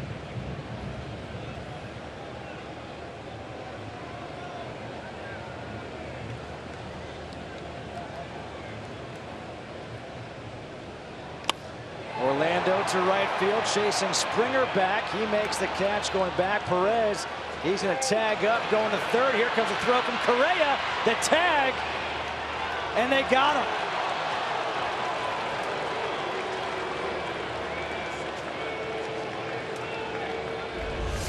This is just a great play by Springer. You see him go back on the ball, but look how fast he gets rid of this ball into Correa. Correa throws an absolute P over there about Buena, but in my opinion, Sal Perez is in scoring position at second base. He's not fleet-footed type of catcher. Yeah, he's athletic.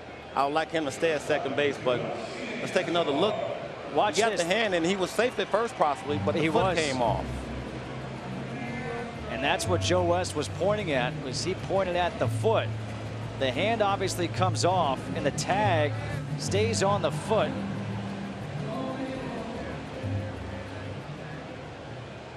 Great slide. There's the foot, and the foot. Well, instant replay. All the middle infielders, all the infielders are taught to keep the tag on. Escobar to left field, drops in front of Colby Rasmus. So it's 1st and 2nd again. Well, they taught to keep the tag on because of instant replay. And guys come off the bat, you go look at the replay and you get the call right. But in that situation, that's why I would prefer Sal to stay at second base. You're in scoring position. A little knock like that, you got bases loaded, or you score a run. Right. Going back to my point, though, with the injuries. Yeah. If Morales doesn't get hurt, do the Angels ever go out and sign Albert Pujols? No. Change the whole landscape. I agree. But you know, you always hear that, you know, when guys are playing well and you have injuries, and all of a sudden, you know, what's the team going to look like when guys come back? Because it's hard to send a guy down that's performed and sort of deserves to play. But they always work themselves out, right? You always figure out a way to get that hot bat in the lineup consistently when you get your star players back in lineup, or just a, you know, your everyday guy. Chesler Cuthbert swings and misses. 0-2. 2 outs here in the fourth, first and second. Morales at second, Escobar at first.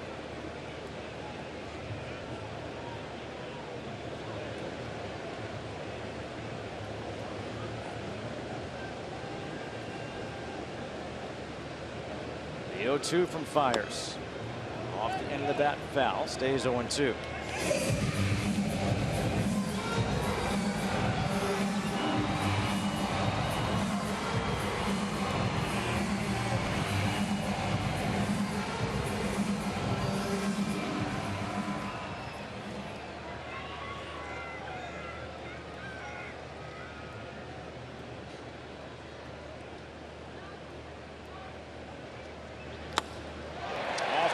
Back into left center field. Morales, he will be waved home. He'll come in to throw to third base. Not in time. Escobar slides in safely. And Cuthbert takes the extra base. RBI single for Cuthbert, and it's 9-2 Astros. We talk about 2-out RBIs.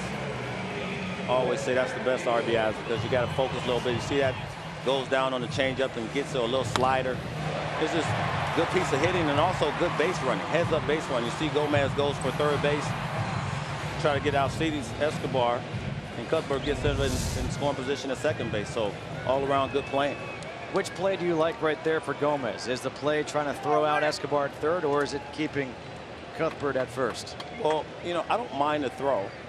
I think when you look at the play, he did make it close, so it was a chance for him to make the out. But you also have to keep it in a situation where Cuthbert is going to, you know, be in between and probably stay at first base. Up and in to Whit Merrifield, who singled his last time up, 1 for 2 on the night. And now a single here, and you make it a 9-4 ball game. A former College World Series hero with the University of South Carolina. Breaking ball is up high, 2-0.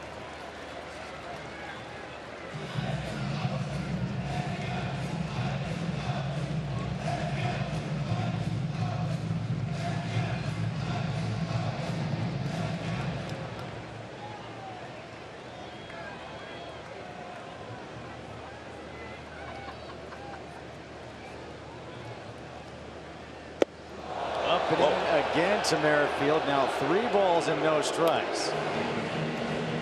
On deck is Alex Gordon.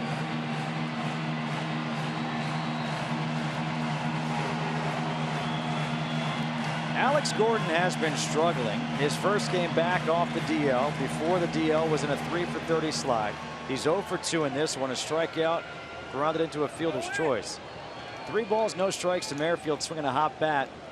Do you green light him down 9-2? No way. Taking, and it's 3-1.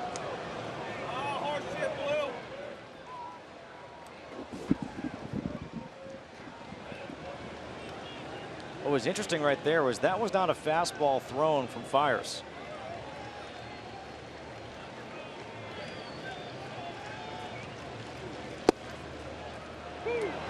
Three balls and 2 strikes now to Merrifield. Well, I talked about it early on. When you have a guy like Fires out there, his fastball is not his best pitch. You know, he'll throw his changeup, you know, at any count, or a cutter, or a little slider. He feels comfortable with all his pitches. So, yeah, that's the key for him to be successful. The payoff pitch. fought off.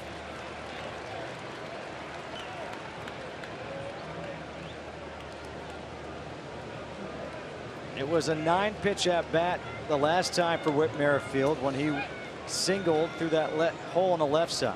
Now see this Escobar at third, Cuthbert at second, and Merrifield at the plate. 7th pitch of the at bat coming up here for Merrifield in the bottom half of the 4th inning.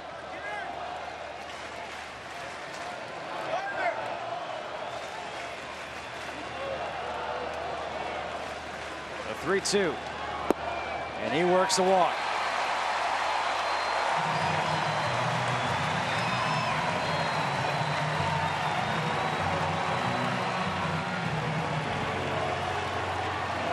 Brent Strom will come out, the pitching coach for the Astros.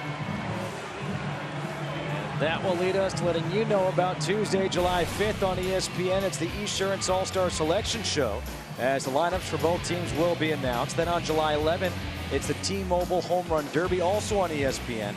And that all leads up to the 2016 MLB All-Star Game, Tuesday, July 12th at 7:30 p.m. Eastern, only on Fox. Let me ask you something. When you talk about the home run derby and all these pitchers wanting to participate, what's your thought? I think a lot of people wouldn't mind seeing it if it was for one round.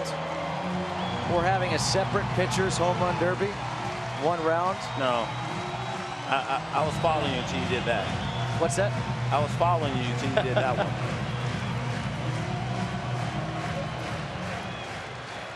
Alex Gordon coming up with the bases loaded. A chance to make a dramatic comeback off the disabled list. Has 2 career grand slams. And he was looking for number 3. What do you think? Well, I just think you should make it more exciting.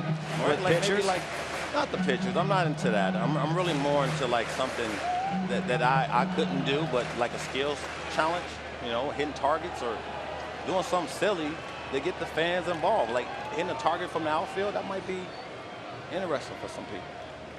Me being included in that. Ground ball. Altuve goes to a knee, and that'll do it. The Royals leave the bases loaded here in the 4th. We played 4. It's 9-2 Houston.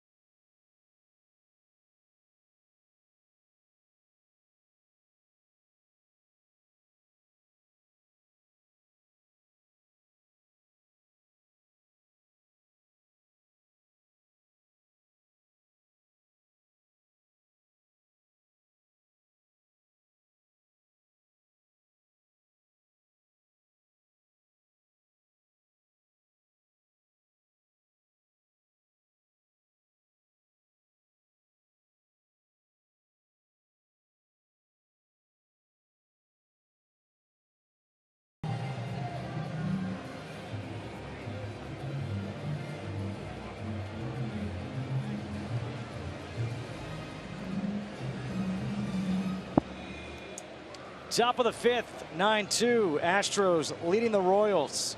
8-9-1. Valbuena, Castro, and Springer against Moylan, and the first pitch in there for a strike. Valbuena, 1 for 1, had that 2-run double off the wall in right field his first time up, came around to score, and also walked back in the third. High and outside. 1-1. It was a 7-run second inning for the Astros after a 9-run first inning last night. You talk about a big at bat early on for Valbuena. I mean, that was 3-2 slider cutter from Chris Young, and he destroyed that ball to get the runs on the board early. The 1-2 from Moylan. That's a good pitch. I think caught everybody off guard. There they are, those 7. The 9 runs in the first last night, the 7 runs in the second tonight are the 2 biggest innings versus the Royals this year.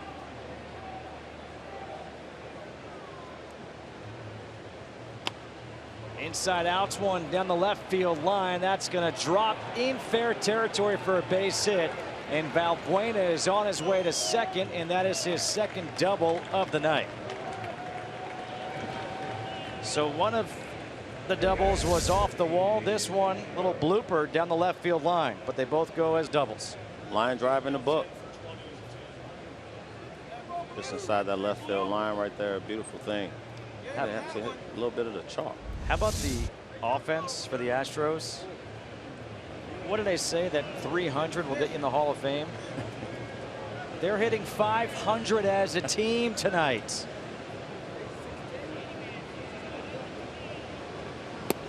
Ten for 20 with 5 base on balls. And it's 1 ball, no strikes to Jason Castro. 6 straight wins for the Astros, trying to make it 7 in a row. Well, you love the homers, you love all the things, but the walks for me is those are the bats you're looking for, especially for a team that was a all or nothing type of team last year. They've turned some things around, and it's good to see a young team that's learning from their mistakes and going out and trying to do some things early in the at bats. And AJ Hinch, he's a guy that excuse me, that talked about that. Like, look, you can't be a one-dimensional team and be successful or be sustainable. So I just like the fact that they've done some little things to make some adjustments and have more quality at bats. Ground ball, Merrifield from the outfield grass. A long throw. Able to get Castro down to third base goes Valbuena. 4-3 on the ground out. 1 away.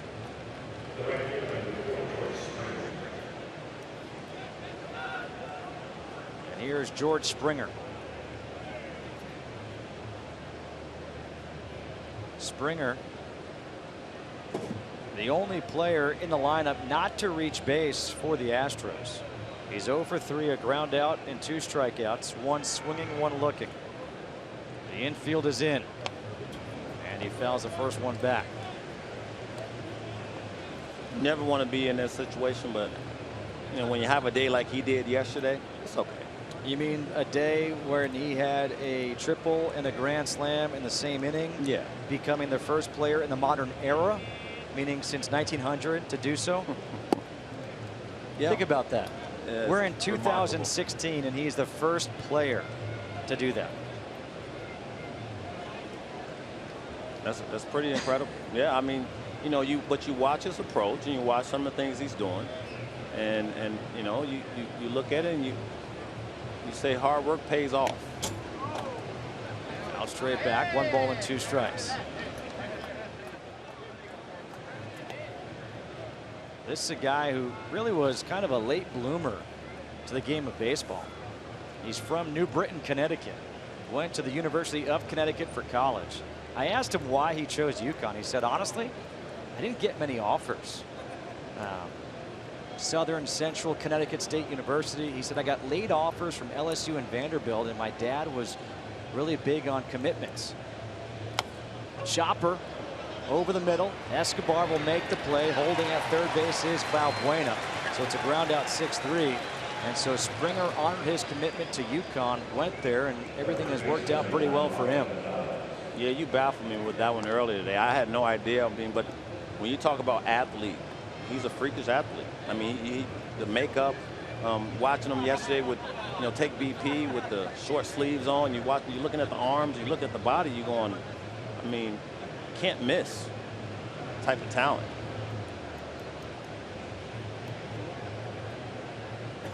Marwin Gonzalez, he's 2 for 3. Homered his last time up. RBI single back in the second. He scored a couple of runs and a fly out to left. And he takes the first pitch for a strike. You see George Springer go back in the dugout and have a conversation with A.J. Hinch. My opinion, he was asking him why Valbuena wasn't running that situation. I know the infield was in, but he's thinking if you plan the game in between lines and IQ plays a little part, you can read that as a ball over an easy rip. Gonzalez into right center. Lorenzo Cain calling for it, and he will make the catch to end the inning. No runs, 1 hit, 1 man left on. We hit the bottom half of the 5th. 9-2 Astros.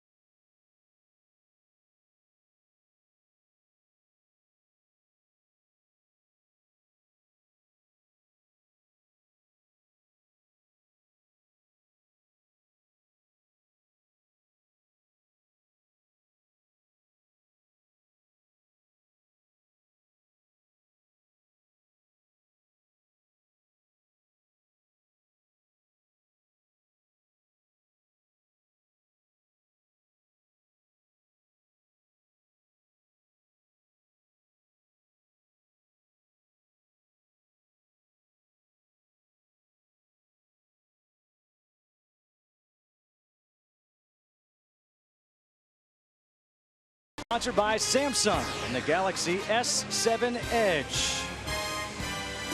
Bottom of the 5th here at the K in Kansas City. And it's 9-2 Houston over the Royals. Lorenzo Cain, who made that final out in center field, will lead off here in the 5th. It's 3-4-5. Cain, Hosmer, and Salvador Perez. And the fans believe that they can still come back. And the first pitch is in there for a strike from Fiers.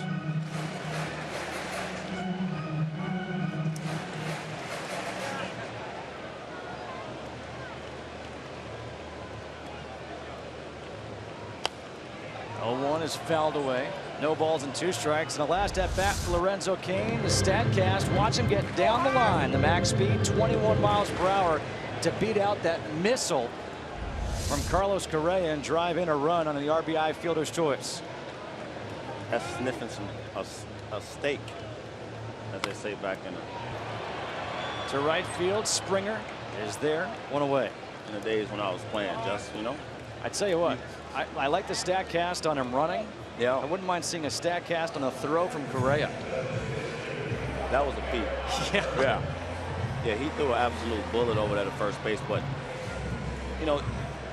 Lorenzo Cain is one of those guys that you just love and admire. Watch run down the base, do everything, play center field, his at-bats. One of my favorite players to watch. He's amazing. He reminds me of Torrey Hunter. Yeah. Has that smile on his face, the way he can play center field. I always say you have to enjoy coming to the park, putting a big league uniform on, because you just never know how long it's going to last. Hosmer goes the other way against the shift and gets the base hit. Smart hit.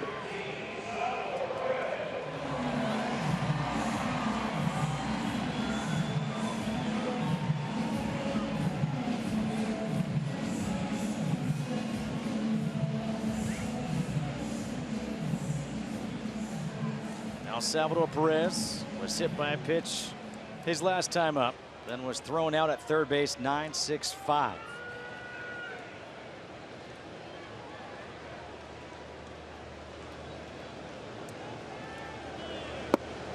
Breaking ball, check swing, the appeal to first, and Kerwin Danley says he did not go.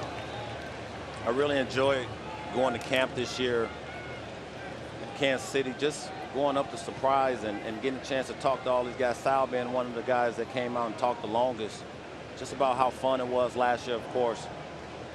And being in a situation against these Astros where they were down 4 runs in that 8th inning in the deciding game, right? And, you know, just coming into the dugout and saying, hey, let's go. I mean, he talked about Gordon, he talked about Haas, he didn't talk about himself at all. You know, and that's the type of team they have. You know, I enjoyed every minute of that, you know, that day in their camp, just admiring, you know, how they've come together. That's how I know you're retired. You said you enjoyed camp. I did. Well, that was the only time I ever enjoyed camp, to be honest with you. I ain't gonna lie. I mean, camp was brutal, but I enjoyed theirs. They have a blast. And you know what? The one thing I really love is Ned Yost lets them be themselves. You know, police the locker room themselves. And that's huge. And you know, you might think that the manager has his hands all on the locker room. He don't. Joe Madden, when I played for Joe Madden in Tampa, you know, he came to me and said, one thing I want you to do is get everybody to run hard every night. Ned Yost says in camp this year, all I want them to do is play the game like they're 12 years old, backyard baseball, and run out every play. That's all he asks for. If you can't do that, then guess what? You probably won't be in the league long. Up high, ball 4 to Perez. First and second, 1 out.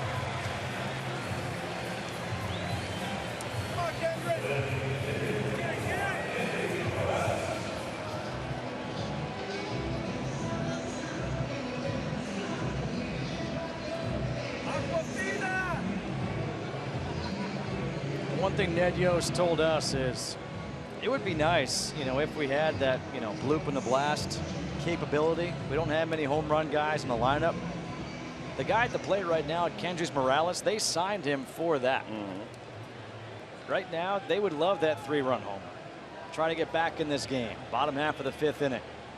Mike Fiers at 90 pitches. The shift is on once again here for Morales. He singled and scored his last time up. It's a little different shift. Michael Feliz warming up in the bullpen for the Astros. High and outside with a fastball, 2-0. In our meeting with AJ today, he talked about with Mike Fiers, you know, sort of being on that top step when he gets to that 85 to 90 pitch, you know, vicinities. Based on our conversation, you'd have to think that this is the last inning for Fiers. Even with a 9-2 lead, you just, you know, you got Feliz warming up in the bullpen right now. You just have to think that this is going to be it for Fiers. They hope he can get through this 5th. And Morales into right center field. Hosmer being waved around. He will score. Perez will be held up at third. It's first and third for the Royals, and it's now 9-3, an RBI single for Kendrys Morales. Beautiful swing by Kendrys, but also a great play by Carlos Gomez out there in center field, holding Kendrys to a knock and keeping the double play in order. But you see the swing, that's the pitch he was struggling on early in the season. He's getting that pitch up now and doing some damage. And it's not going to get through the inning for Fiers. We're going to have a pitching change. Bottom out for the 5th, 1 out.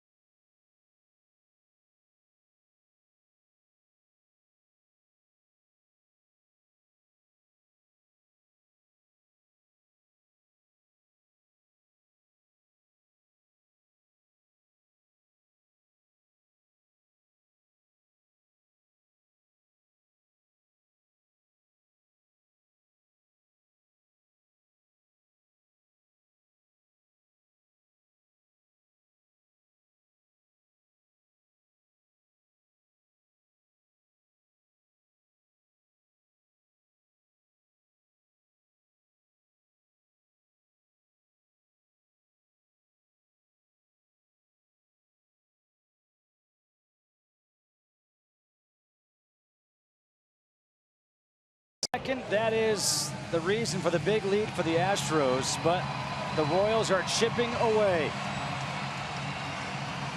Vote today, vote tomorrow, vote for your 2016 All-Stars today with the Esurance MLB All-Star Game ballot. Vote at MLB.com/vote and catch all the excitement of the 87th MLB All-Star Game presented by MasterCard July 12th live on Fox. The new pitcher in the game for the Astros is Michael Phillies. 19 games, 3.41 ERA, 31 2/3, 43 strikeouts, 8 walks. And the first batter he faces is Paulo Orlando. And Orlando takes the pitch for a ball. Orlando 1 for 2, a single and a fly out to right. Hits with runners on first and third. Mike Fiers could not get through the 5th inning.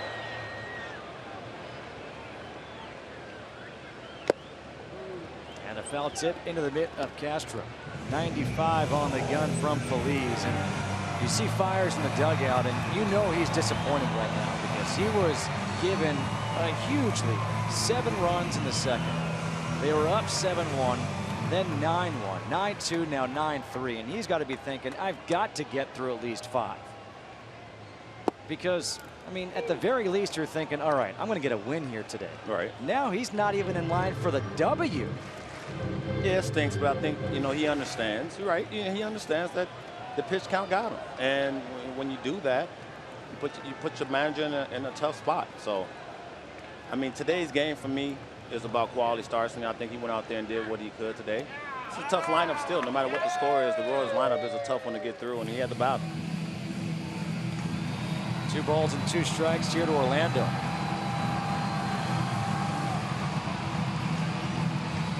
Watch this, before you know it, a quality start's going to be like 5 innings and 4 runs. Well, I mean, that's where we're going. We're protecting these guys, and, you know, when you talk about longevity and all these young arms we have in the game today, that's what we're seeing. Yeah, and they pitch fewer games and fewer innings, and they don't pitch as long careers. Inside, and now 3 balls and 2 strikes. There's got to be a market correction. I think one thing is a positive for the Astros is that bullpen. Talk about Feliz and Ken Giles, who's figured it out now, and Gregerson and Will Harris now in the closer role. That's been a bright spot for them as they've been winning of late. The 3-2 to Orlando. Fouls one off. We'll do it again at 3-2. What you like to see now with a guy like Phillies out of the bullpen is you see some live arms. Yes. Giles, live arms.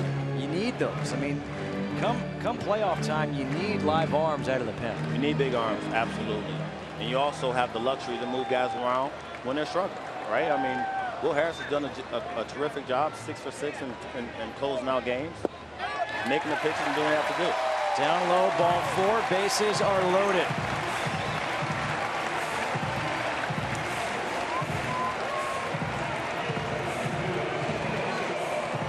Alcides Escobar singled his last time up. Last night, it was a 9-run first for the Astros, but against Dallas Keuchel, the reigning AL Cy Young Award winner, Escobar did go deep. I wonder was that the first pitch? Probably 99%. He loves swinging first pitch. Hitting now in the 8-hole. Takes the first pitch, fastball for a strike. He has 1 career grand slam. And the weird thing is, the way that this team goes, you don't need a grand slam. This team just keeps it going. As they say, keep the line moving. In the air, center field, Gomez went back, now comes in at third base. Bluffing is Perez. And now there are 2 outs. A big out for Phillies.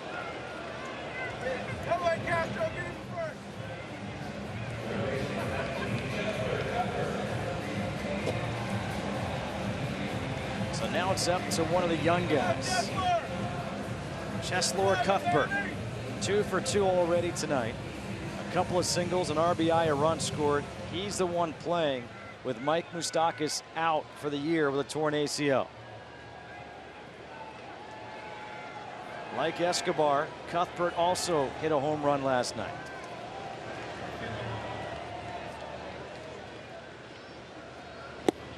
Big swing at 97. Cuthbert last night also against Keuchel. He went down to get it. Almost the same spot as Escobar. And he had a season high 3 RBIs in last night's game. And he's quickly behind in the count, 0-2. That's what you call unhittable. 98 black. Good luck. You know, give credit to A.J. Hinch for recognizing the moment in the game. The 0-2 fought off. Staying alive is Cuthbert, because with a team like the Royals, you want a guy like Fiers to get the win, right? But you don't want to give the Royals any hope. So now he brings in a guy like Phillies who can throw 95 to 98. Trying to get out of this 5th inning, trying to shut down this rally, keep it at a 6-run game. 0-2 missing down low, 1-2. It's not always the 8th or 9th inning that's the big moment in the ball game. Yeah, I think the key is really knowing your personnel and really knowing what what the game plan is. You know, we talked to Ian Kennedy, and sometimes, the game plan is not going to go as you plan to go, and you have to do whatever you have to do to get in the dugout. And that's bottom line it. And if it's bringing in Phillies right now to stop the bleeding, that's what you do. 2 balls and 2 strikes for the Royals.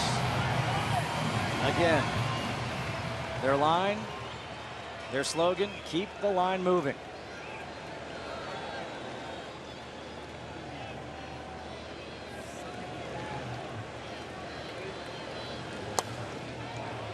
Fouled back off one of the speakers. Stays 2 balls and 2 strikes.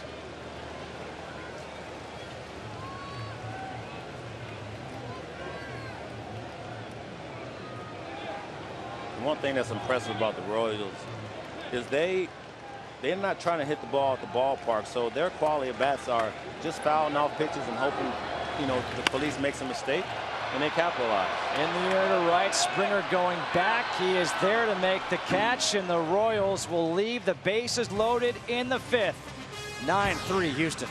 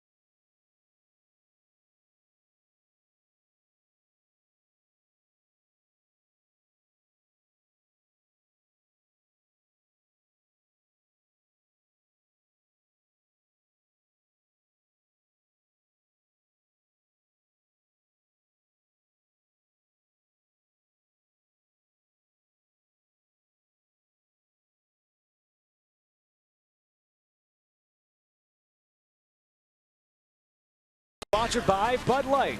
Raise one to right now. And by Geico. 15 minutes could save you 15% or more on car insurance. MLB.TV Premium, the #1 live streaming sports service, delivers everything you have come to expect and more. Watch every out-of-market game live in HD on over 400 supported devices. Visit MLB.TV for details. Top of the 6th, new pitcher into the game for the Royals. It is the right-hander Ching-Ming Wong. 3.0 ERA in 22 games. He'll face Jose Altuve. And the first pitch is in there for a strike. 27 innings, 27 hits. So that's quick math, 1 hit per inning. Altuve, a triple away from the cycle. Bounce foul. Jose Altuve, a big day so far, back in the first. Straightaway center field over the head of Kane. Then in the second, the monster 3-run home run busted the game open. And in the fourth, he went the other way for a single. 2 runs scored, and now he's behind the count, 0-2.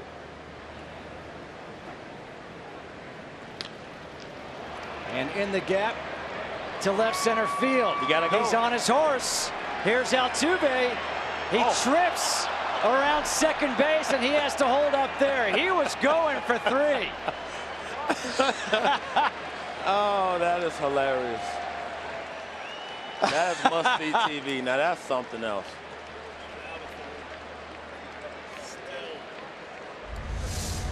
Watch this.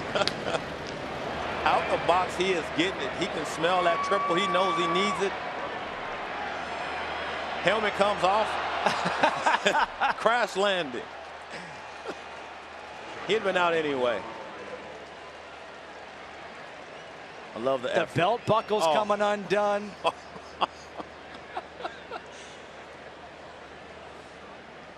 That's why it's a game. The boys loving it in the dugout.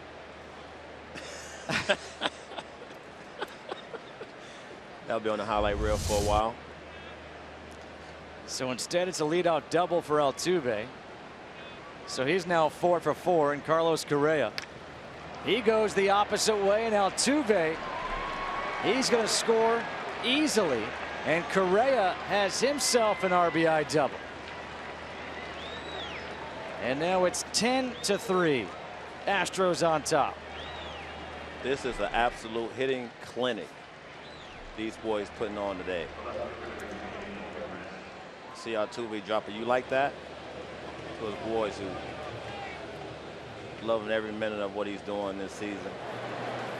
You gotta love it.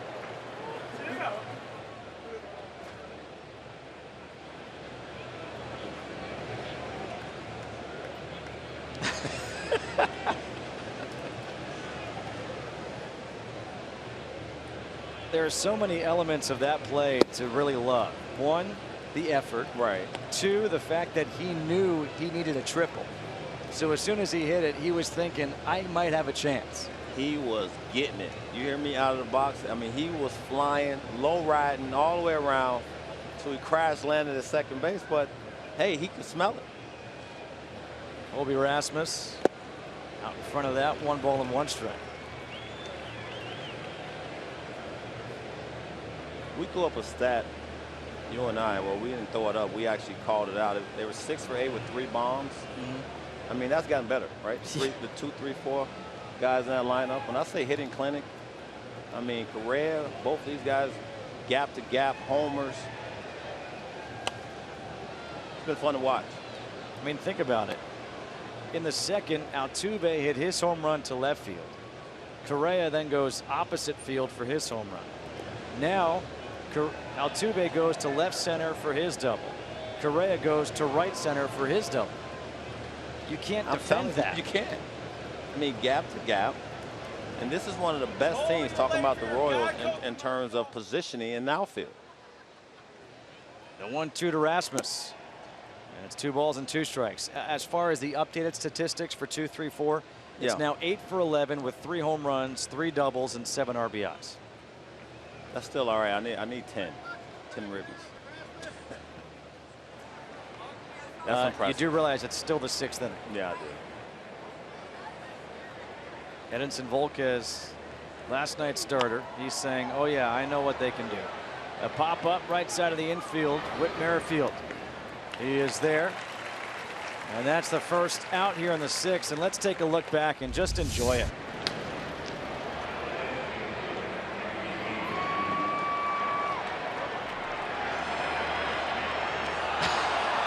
I think the helmet coming off actually hit the back foot and tripped him.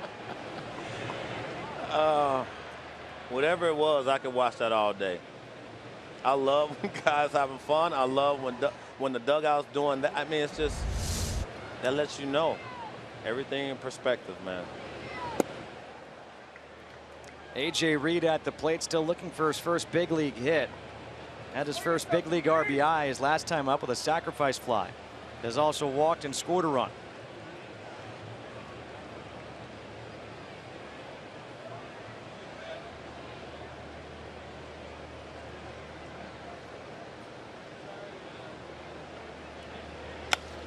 Opposite field, Gordon on the run. Look at the jump that he gets on a baseball.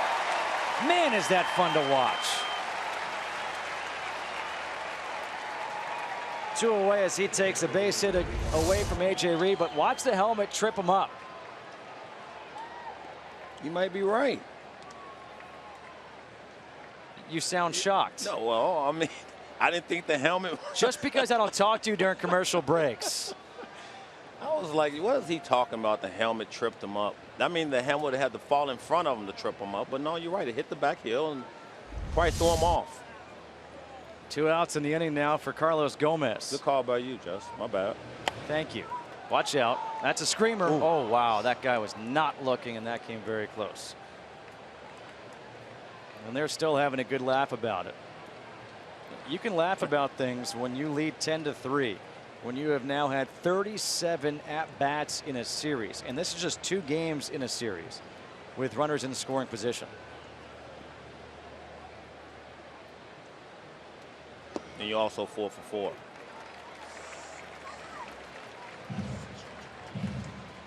No balls and 2 strikes to Gomez. A walk in the 3rd, a strikeout and a ground out. The Astros 11 for 37 with men in scoring position.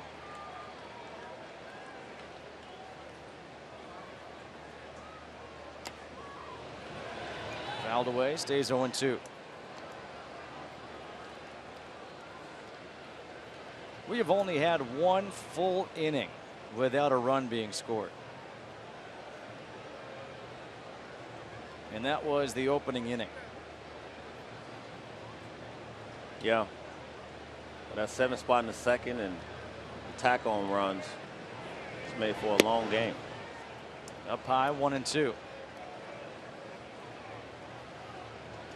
I think more so than anything else has been the, the long at bats, the 3-2 and the dragging of the, guys. I mean, I understand the foul balls, but the walks and all those add to the length of the game.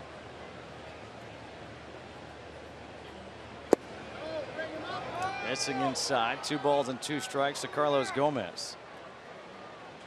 Jose Altuve, 4 for 4, a couple of doubles, a home run, a single, 3 RBIs, and the highlight of the night. And he's standing on the top step, and he's sitting down.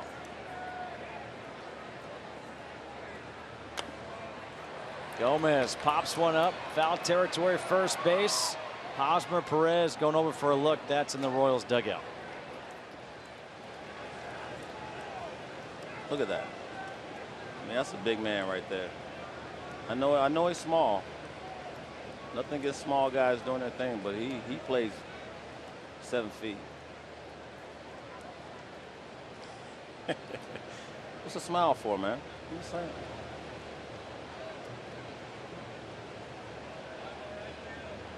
Him, Dustin Pedroia.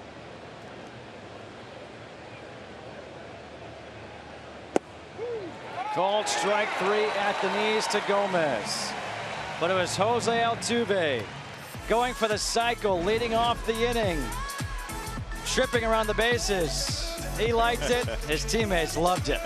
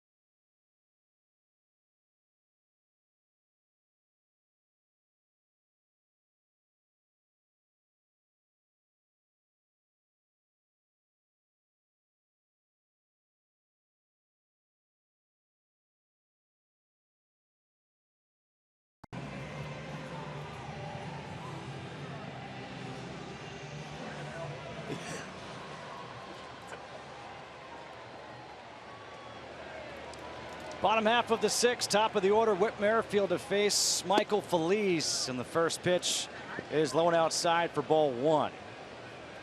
Merrifield walked his last time up, single back in the 3rd and a ground out in the 1st. But the Royals had opportunities the last couple of innings to have left the bases loaded in both the 4th and the 5th innings. They scored a run in each of the 3rd, 4th, and 5th innings, but that's it. And give credit to the Astros, because you've always heard the expression, avoid the crooked numbers. Yeah. That's exactly what they've done. They've avoided giving up those crooked numbers.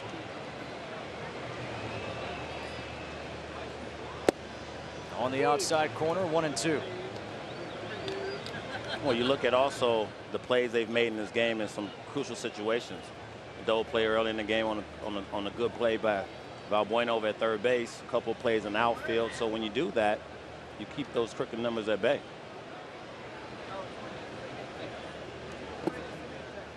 Two balls and two strikes here to Merrifield. Merrifield's a guy who wasn't protected in the spring. What that means is that any other team could have picked him up in a Rule 5 draft. Every team passed on him. And now he is a key contributor to this Royals team as he hits one to right field. Springer on the track will make the catch for the first out. Now look at this. Evan Gonzalez has the day off, people, and he has no idea that his teammate, Altuve, needs a triple for the cycle. He's checking with his boys like, what y'all laughing at? And he goes, oh my God, duh. That's a duh moment. That's you know what? The cool thing about it is when you have a day off, enjoy your day off, but know the circumstances, partner. I love Evan Gonzalez though. Talk about a guy who doesn't use batting gloves. Oh, beast mode. First pitch to Alex Gordon is inside for ball one. See the look now. Now he's like, I gotta pay attention now. Gordon still looking for his first hit since coming off the DL. Activated today. The shift is on. Missing inside, 2-0.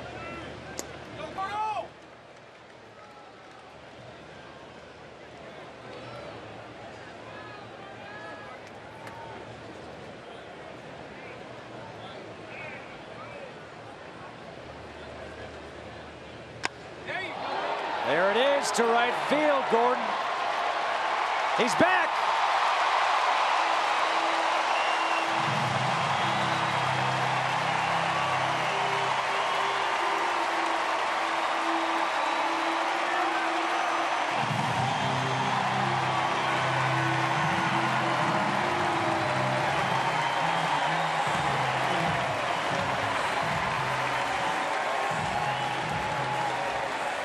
Came off the DL.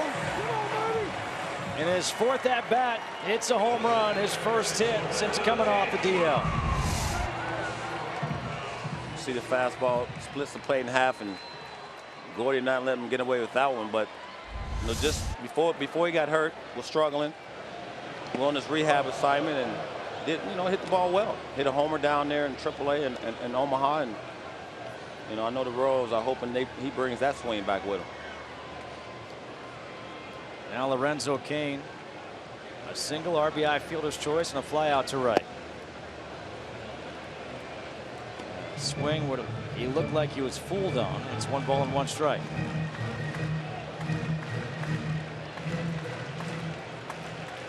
Bottom half of the 6th, 4 consecutive innings. The Royals have scored a run, but it's just 1 run. Outside, 2-1.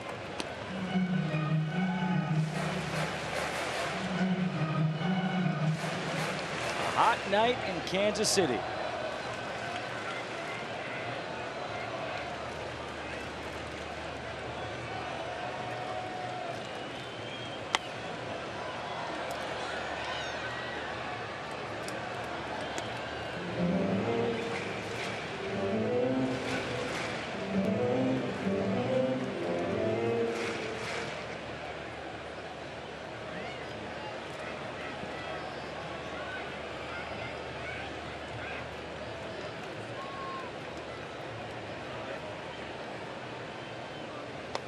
Two breaking ball is fouled back.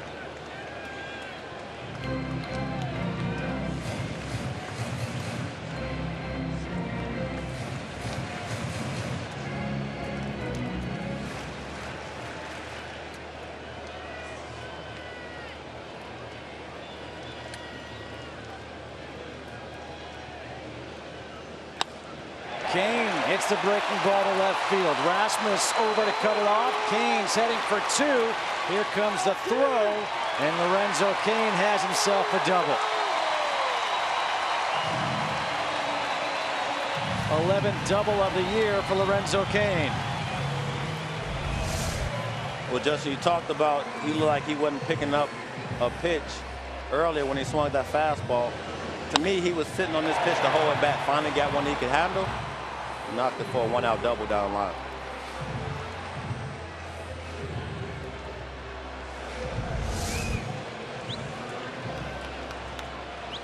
Again, the Royals have had their chances. In the 4th, the bases were loaded. In the 5th, the bases were loaded. Just 1 run in each inning. They've gotten 1 here in the 6th on the home run by Gordon. And now a double by Cain. And here's Hosmer. He singled and scored his last time up.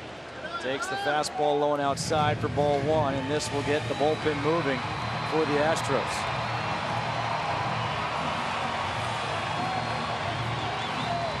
Feliz has a really good arm, but we've seen a couple times already. He ball 1, ball 2. Eventually, at some point, you're going to get hurt. You continue to do that.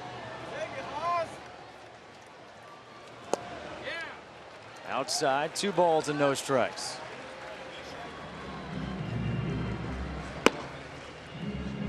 The right-hander Pat Neshek is warming up in the bullpen now for Houston.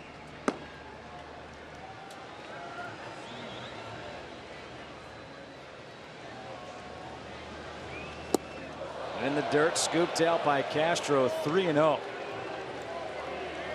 And Neshek is warming up quickly.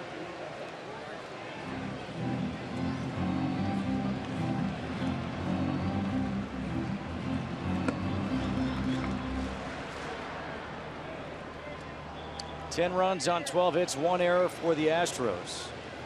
4 runs, 11 hits, no errors for the Royals. 6 men left on for Houston, 9 left on for Kansas City. Taken all the way is Hosmer. You saw prior to that pitch, Jason Castro stood up and told Feliz to settle down a little bit, take a breather. You don't have to go around, walk around the mound, but just take a second to gather your thoughts and get back up there and throw a strike. So, see what he does here. Right back up the middle, off Feliz, has to scramble for it, and Hosmer has an infield single.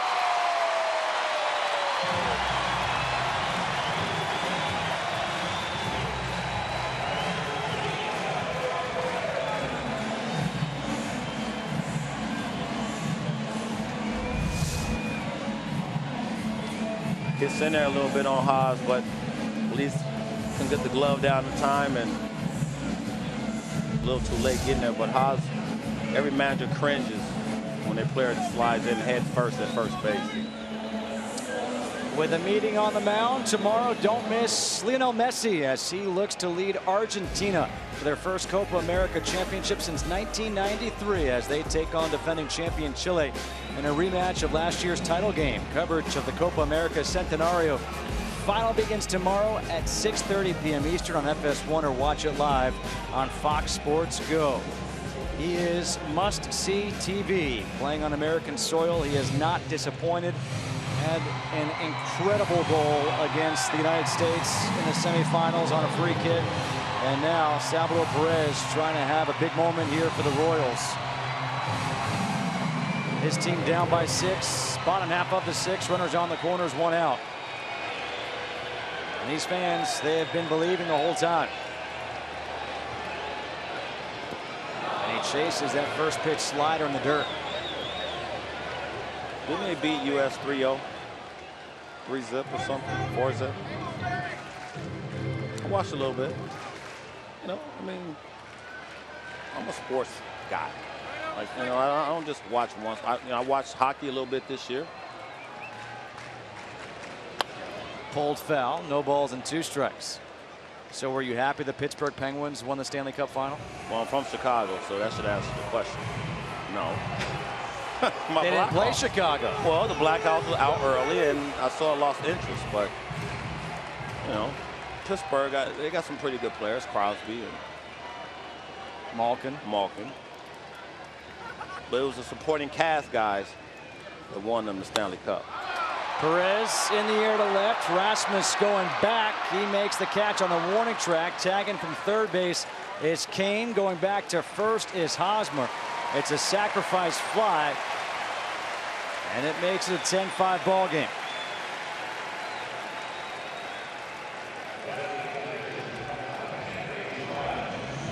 Two outs in the inning.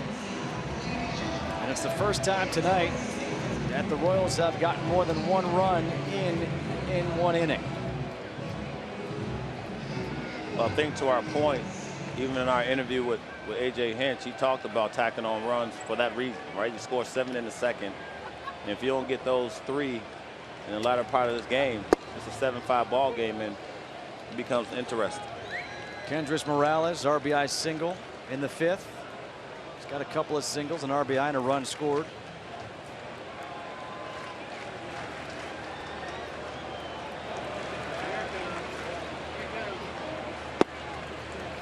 Down low, 1 ball and 1 strike.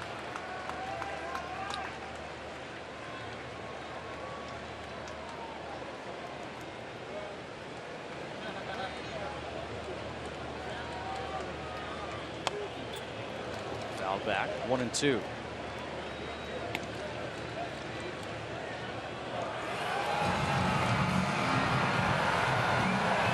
Both teams doing pretty well here with runners in scoring position on the night. That's why we have 15 total runs.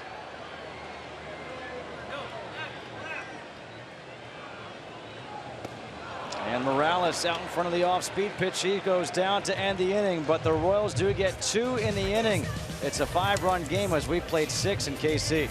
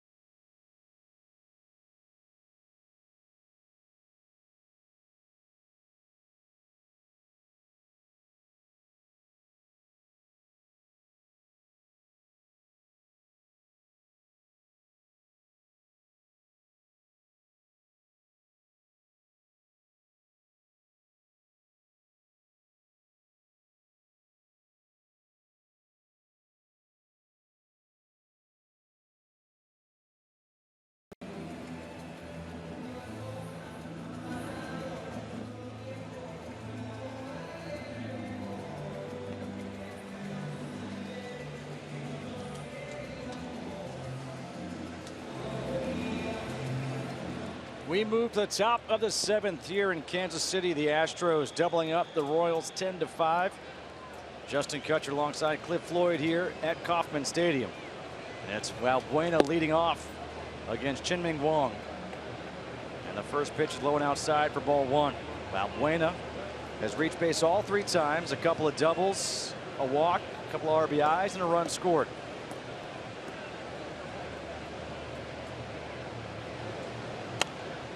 Fouls it back, and it's 1-1. That ball was close to us, man. I was going to say, you ever catch a foul ball? Not with a bare hand.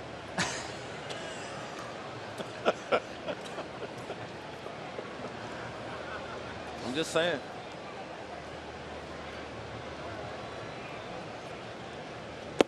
So what you're also saying is that you're not going to make the effort. Not at all. You better protect yourself because I'm ducking. 2 balls and 1 strike here to Valbuena.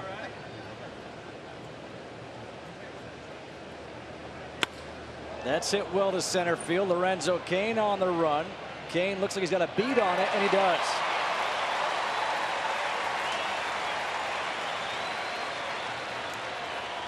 Little shimmy too at the end. Oh, he's so good. I mean, just the route efficiency he takes to the baseball is tremendous. See eyes never leave the baseball. Running on his heels, but on his toes, knowing where the fence is,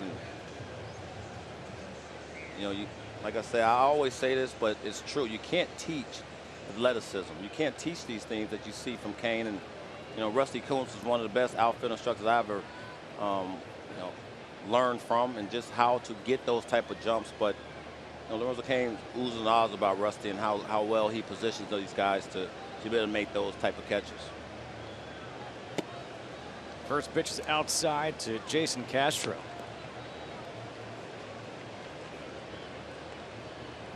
What I will say is, watching Chien-Ming Wang, what he was always known for when he was in his heyday with the Yankees was that power sinker. 1-0 in the air, center field. Cain, a late break, but comes in to make the catch, 2 away. And you can tell that Chien-Ming Wang doesn't have that sinker working right now, because a lot of balls are getting elevated, and that's just not Chien-Ming Wang. Well, when I faced him, I moved up in the box.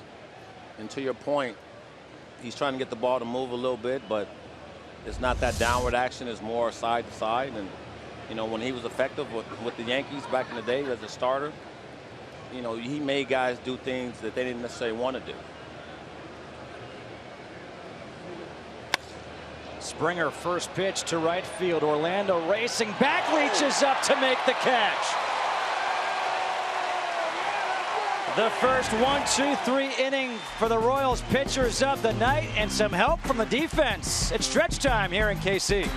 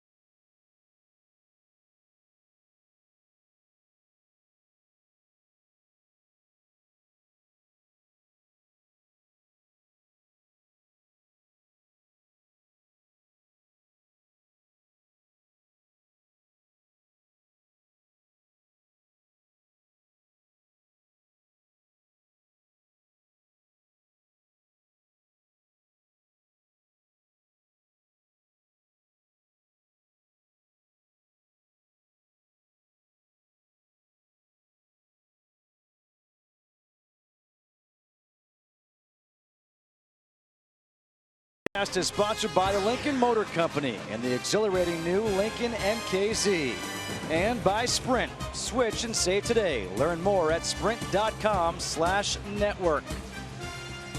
The Scout here in Kansas City. A look at our game summary brought to you by Budweiser. The second inning 7 runs on 6 hits for the Astros. Altuve and Correa back-to-back home runs in that inning. The Astros 23 runs in the last 2 games. And Kansas City, they've had opportunities, 10 men left on base. Orlando, who made that great play to end the top half of the 7th, will lead off here in the bottom half facing a new pitcher. It is the right-hander Pat Neshek. 29 games, a 3.22 ERA, 21 strikeouts, 6 walks, and 22 1/3 innings, has given up 13 hits. You talk about 23 runs, man. That's better than quality at bat. That's produced. And, you know, putting the pressure on Chris Young or whoever, you know, Edison Volk has last night, it didn't matter. Pulled foul.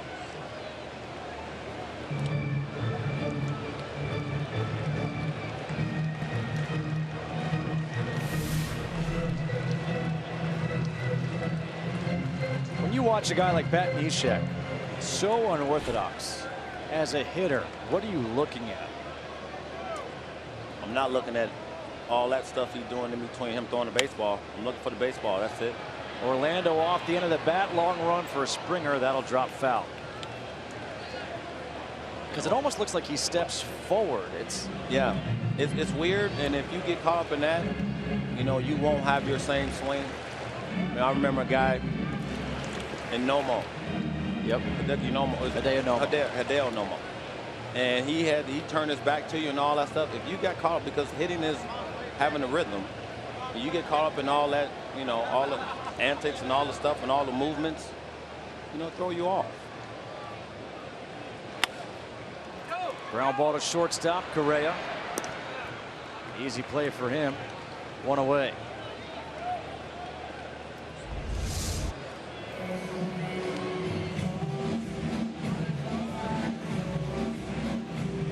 You just don't see that. You don't see it at all, but you start to see a little bit more. Right? You seeing guys. Carter Capps with the Marlins has a funky delivery. I know he's hurt right now. It's a pitcher, I don't know his name, in the Braves organization and at the big league level, who gives you 2 windups. He starts with his knee up, and then I'm like, that's cheating. Major League Baseball says okay. So, you know, I would say with Pat Neshek he's not overpowering, so you have to get guys, you know, a different look. Neshek so tough on righties this year. Right-handers hitting just 113 against him, but lefties hitting 304 against him.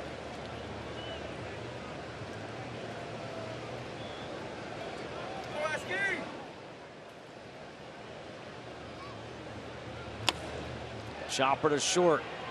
Correa. That quick transition from glove to throwing hands. 2 away. You can tell he wants to show that thing off too, right? Oh. I mean, he knows who's running. But look at this quick release, transfer, and then an absolute rocket to first. I'll smile too if I threw that hard. Former #1 overall pick.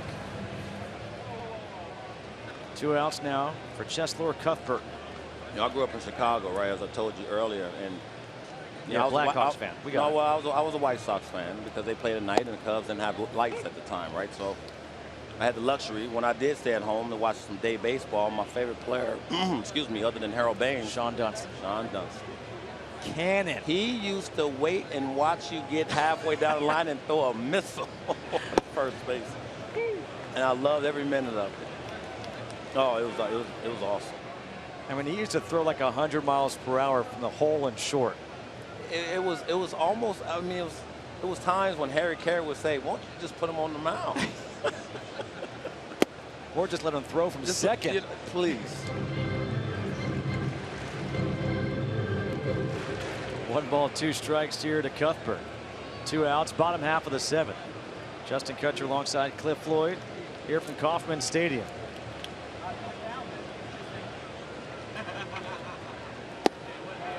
Cuthbert chases the slider, and that'll do it here in the 7th. Jose Altuve is a triple shy of the cycle. He'll be up second in the 8th.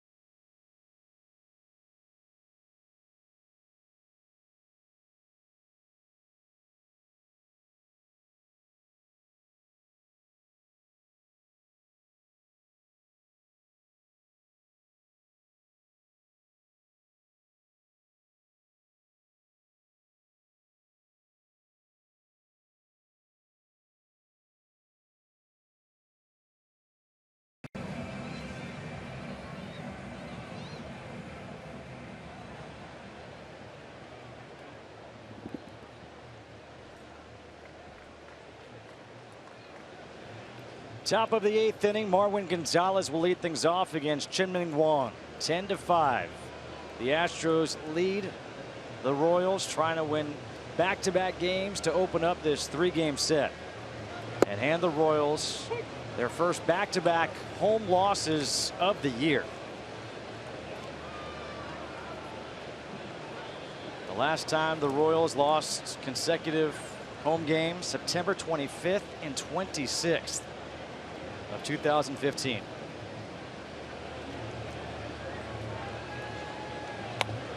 Off the end of the bat, foul. Gonzalez back in the 4th inning. Watch where this ball ends up. The StatCast, 440 feet. It didn't splash. No. It bounced in between, then over the fountains. That ball was mashed. I'm looking out now from our view, from our angle. Boy.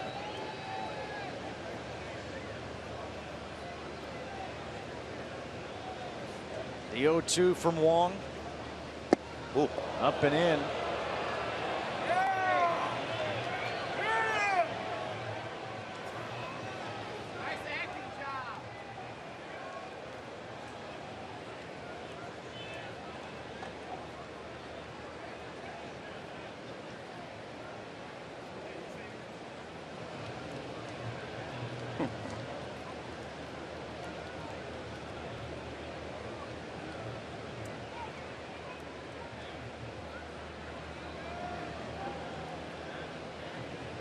Watch out. Whoa. With the entire team on the top step of the dugout. He almost took out a few guys. Whew.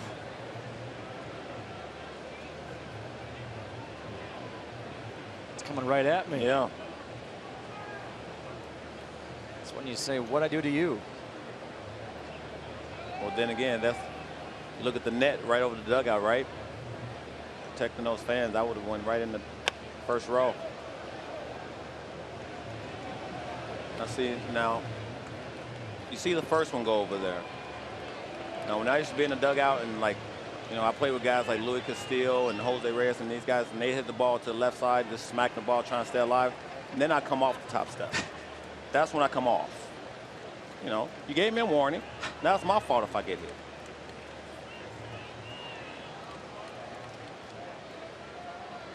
Another 1-2 from Wong. Fought off to right field. Orlando is there. One away. Let's take a look at the Gatorade Frost Cool Under Pressure moment. Jose Altuve. Straightaway center field for the double. To left field, a 3-run home run. The opposite way for a single. And then trying for the cycle. Stumbling. The helmet got him. Oh, I could watch that all night.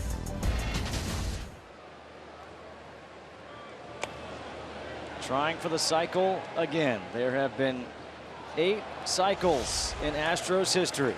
What has Jose Altuve done since 2004 at the plate? Well, he's been one of the best in baseball.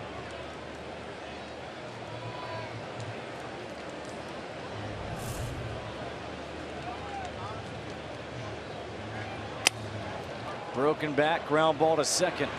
Merrifield. Oh my gosh, you really can get Altuve out. He's probably not upset with making it out. He's probably upset more with the bat that he broke. That's a pearl. You know, he's been raking with that bat. It's all beat up and it's disappointing. The 4 hits on the night ties a career high for Jose Altuve. 15th time in his career he has done that. And now Carlos Correa doubled his last time up. Takes the first pitch for a strike. Correa, a solo shot back in the second. An RBI double in the 6th, the walk and a flyout.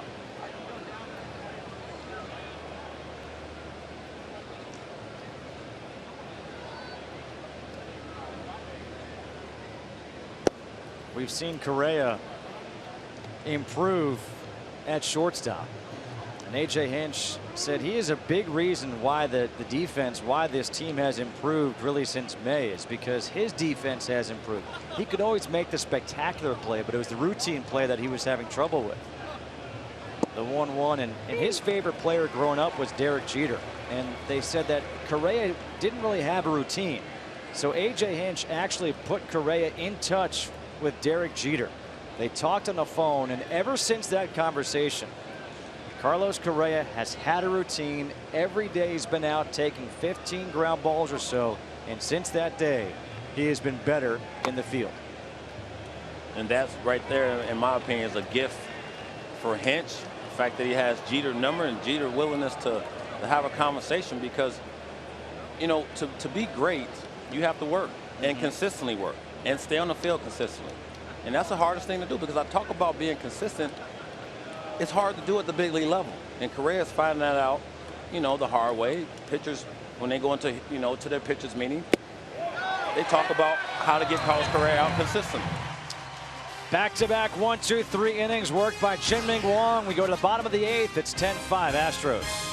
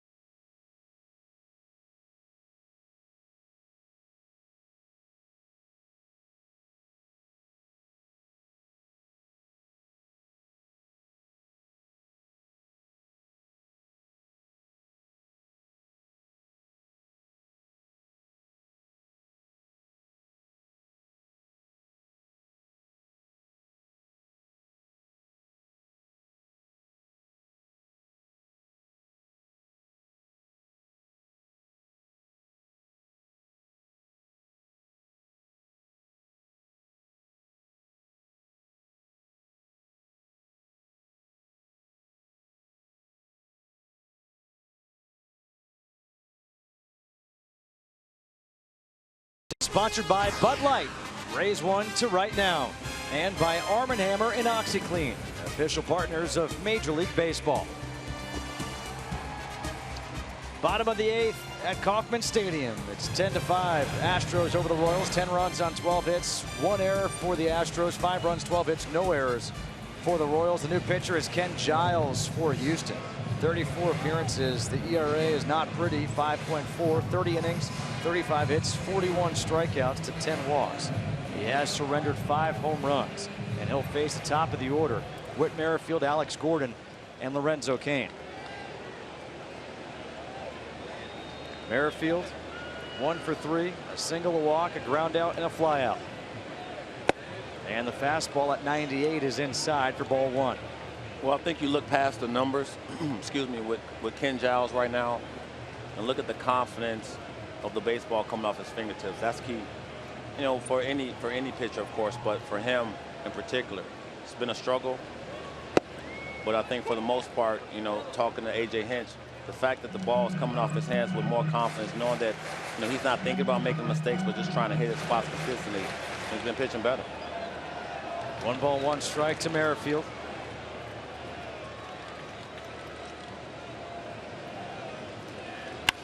Line drive to Altuve at second, 1 away.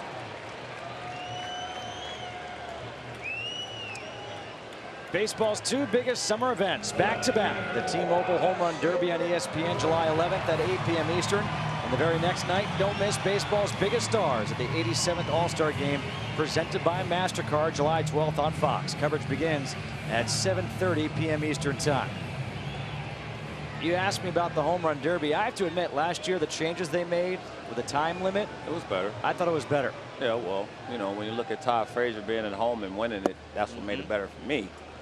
But you know, I just think it's still a tick too long. Of course, I'll still watch it. My son loves it. We'll be sitting there enjoying it.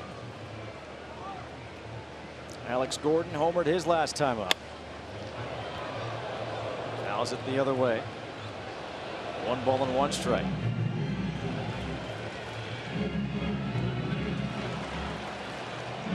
These 2 teams will finish up this series tomorrow. It's Doug Fister against Ian Kennedy. 1:15 p.m. Eastern Time. You can watch it here in Kansas City on Fox Sports Kansas City.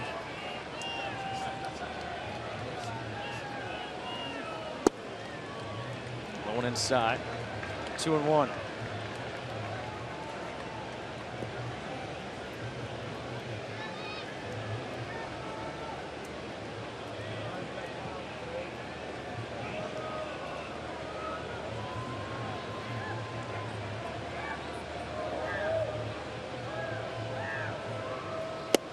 High and outside. Now 3 balls and 1 strike. And you see where Castro is setting up at? He's setting up right down the middle. For me, that would be a lot of pressure. Now, that's not knowing exactly what, you know, pitcher's mindsets is 100%, but sitting down the middle, Ken Giles knows he can't throw the ball down the middle all the time. He'll get destroyed. But for me, you have to put that glove somewhere other than down the middle. But when you're struggling, as Ken Giles has been, you almost have to say, look, let's not hit corners. Let's try to be overpowering, and hopefully that works. 3 balls and 2 strikes to Gordon. 1 out here in the 8th.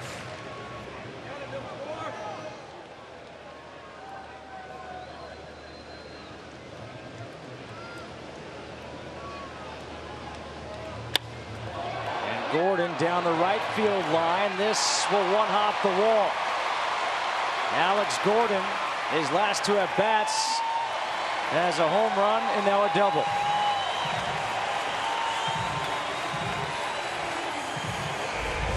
To my point of not being able to throw the ball down the middle and get away, that ball splits the plate in half. And Alex Gordon is sitting dead red. See the foot down, hands to the baseball. That's a good piece of hitting by Gordon. And like I said, he's back healthy, and the bat looked like it had some life in it today.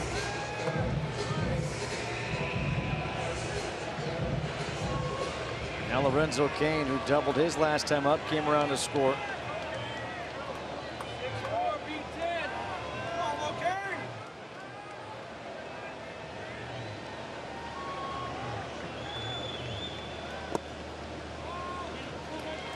was a 13-4 game last night. The Astros won after scoring 9 runs in the first inning.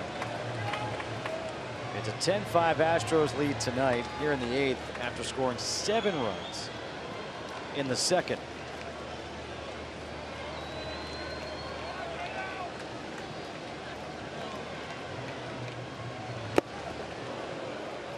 One ball and 1 strike.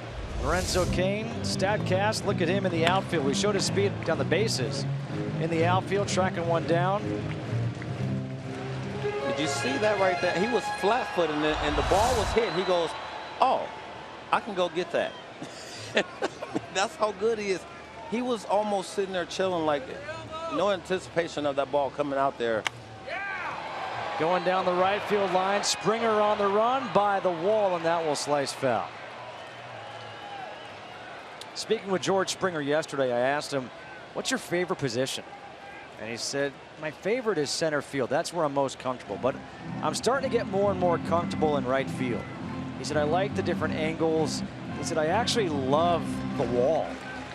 And he said, I actually like running into the wall, just not with my face. Yeah. A pretty boy. You know, I don't want to mess with that face either. You know what I'm saying? So, you know, run into it. I mean, he has the body of a middle linebacker.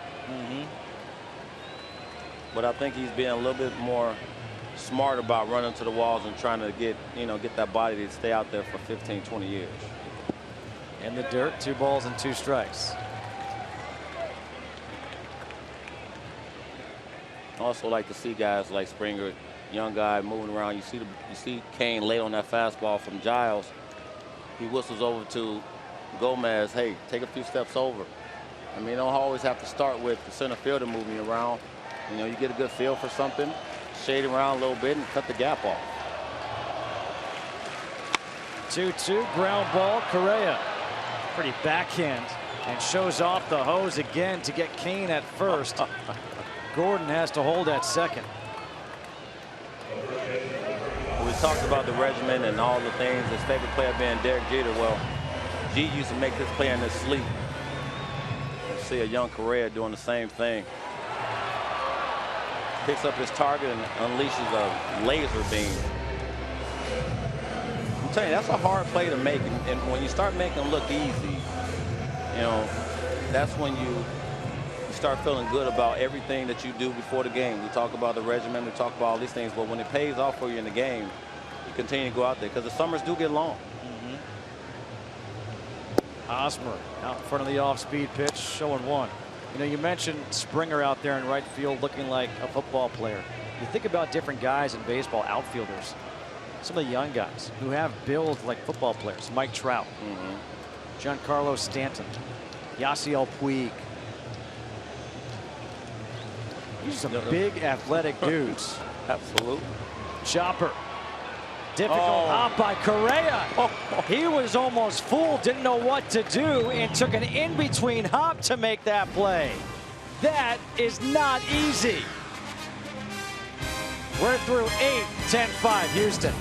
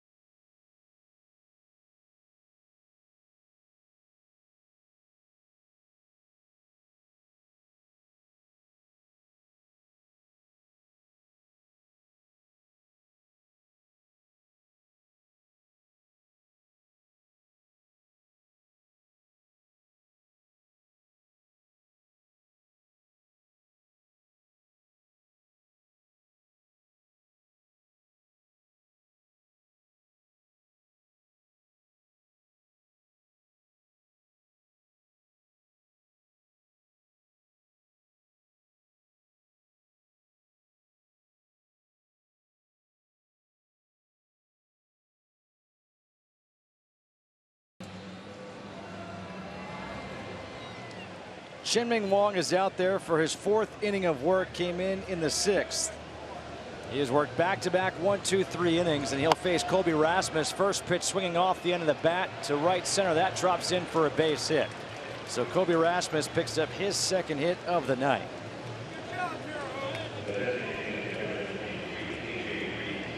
And once again, A.J. Reed will step to the plate looking for his first big league hit. He got robbed of a base hit his last time up on a nice running catch by Alex Gordon in left field. He learned really fast who not to hit it to, huh? Do not hit it to that guy.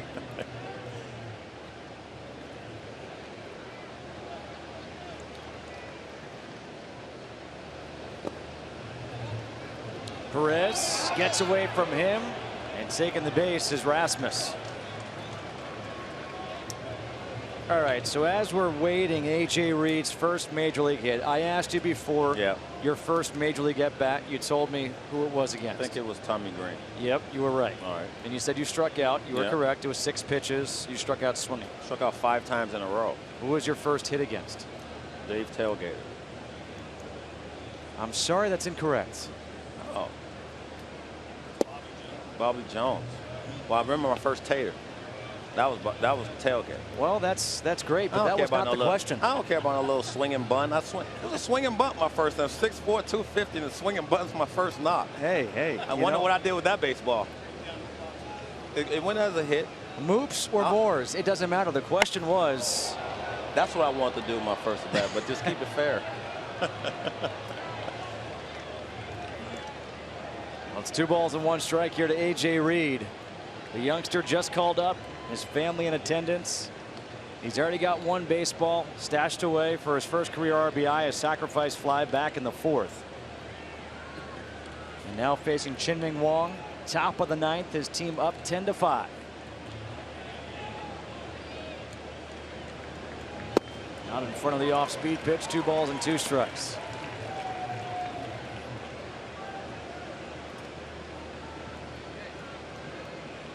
Do most guys get their first RBI ball, right? I mean, so it's a sac fly, no knock. Yeah. You know. Just missing, 3-2. How about a ground ball fielder's choice? Yeah, I mean, that's what I'm saying. You get a chance to get 2 balls, right? I mean, if you get his first knock, there's the family. There. Talking about nerves. And he works his 2nd walk of the night.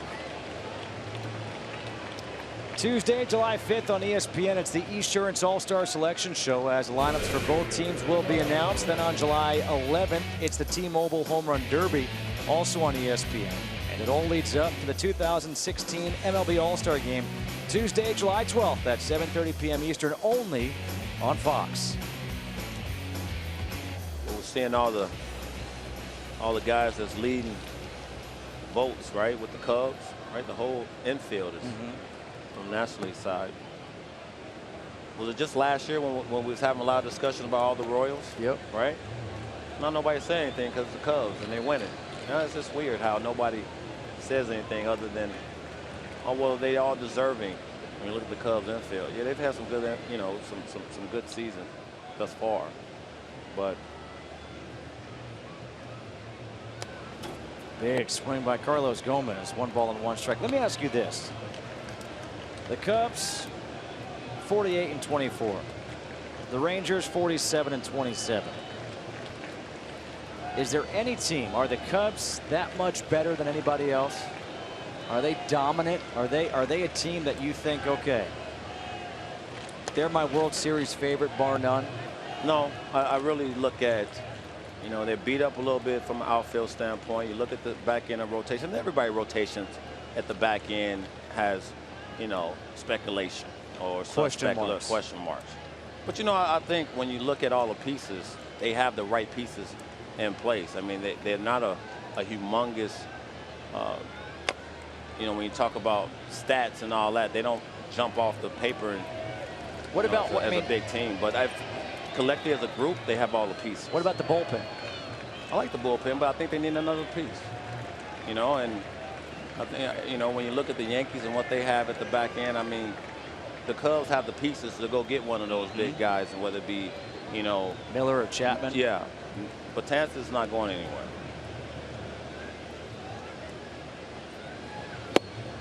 Well, I look at Texas, and one thing Jeff Bannister has, I'm telling you, when you talk about moving Sam Dyson over to the closer role and then having Sean Tolleson getting up in the 5th inning, this guy was your closer last year, but you have that luxury.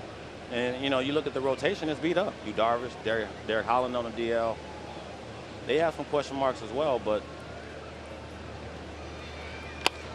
Pulled down the third baseline. That is a fair ball. Rasmus, he will come in to score. To third base goes Reed. He'll be held up there. It's an RBI double for Carlos Gomez, and it's now 11-5 Astros.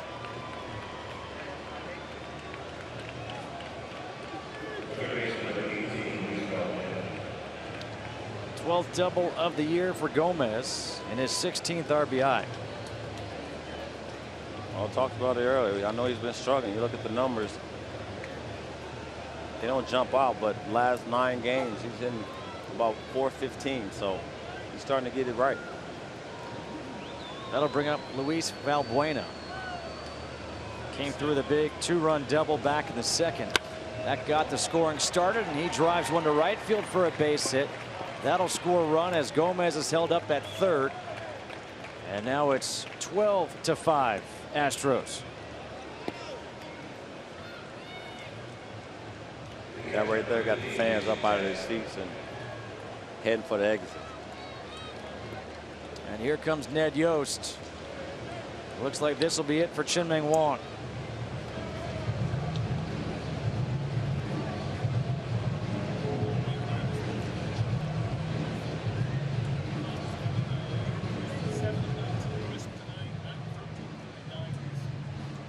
It looks like we're going to have a position player come out and pitch. Drew Butera, the backup catcher, is going to be the new pitcher here for the Royals.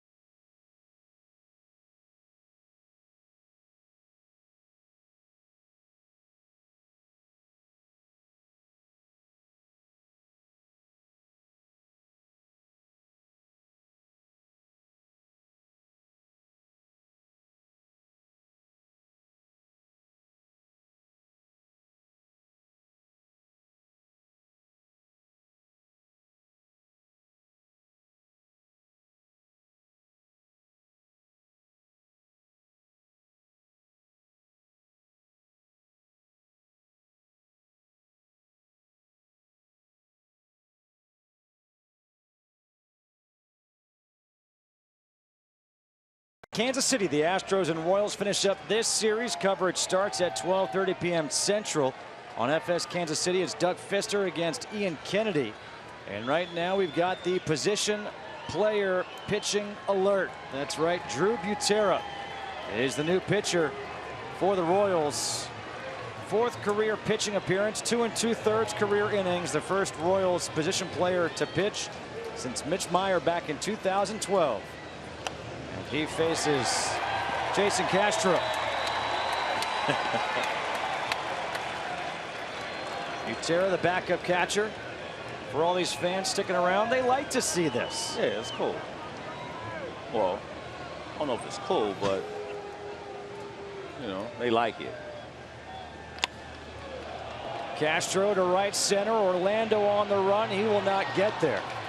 Carlos Gomez will come in to score, and they're going to hold up Valbuena at third base. So an RBI double for Castro.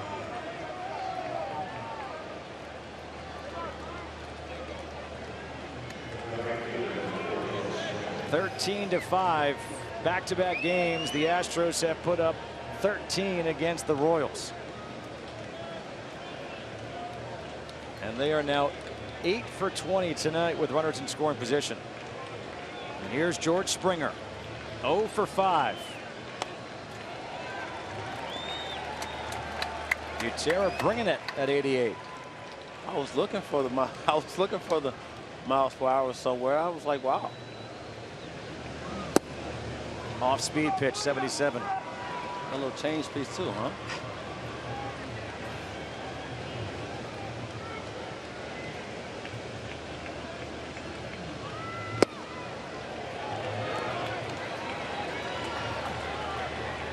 It's nice and easy. Has that short arm delivery as the catcher. 2 balls and 2 strikes to Springer.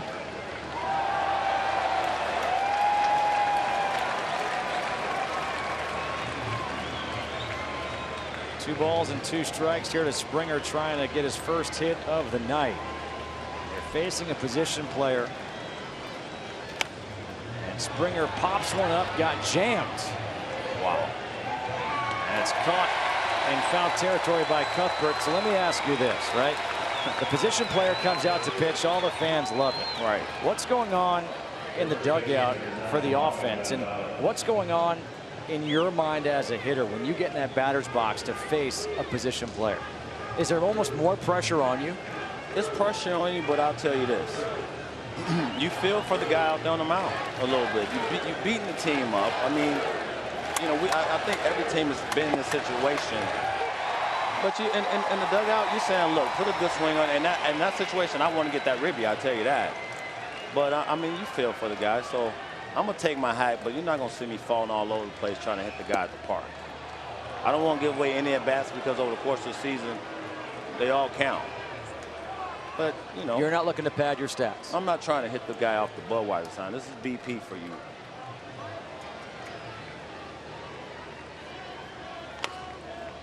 Rolling one over. That is a foul ball.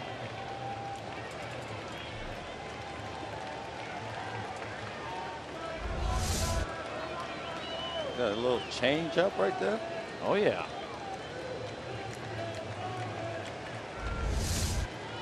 I'd love to see Drew Butera look in and shake one off. Salvador Perez, the Gold Glove winner. Forget about the curveball. Throw him the heater. Change it. Marlon saying, seriously? Now if I come up, I'm like, all right, you don't want to throw straight fastballs? All right. Now I'm about to dig in.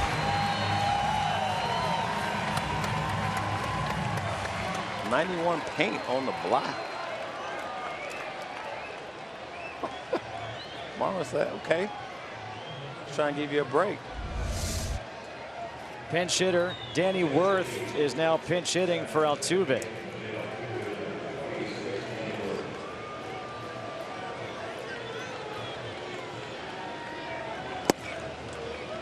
.91 low and inside, so Altuve's night is done. 4 for 5, a couple of doubles, a home run, and a single. 3 runs scored, 3 RBIs. See, he could have went up there and went for the triple, right? But he's like, no, I'm good. No, thank you.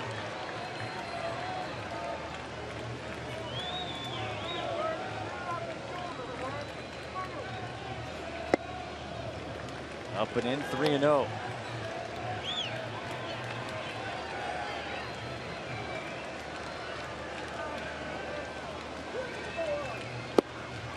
In there for a strike.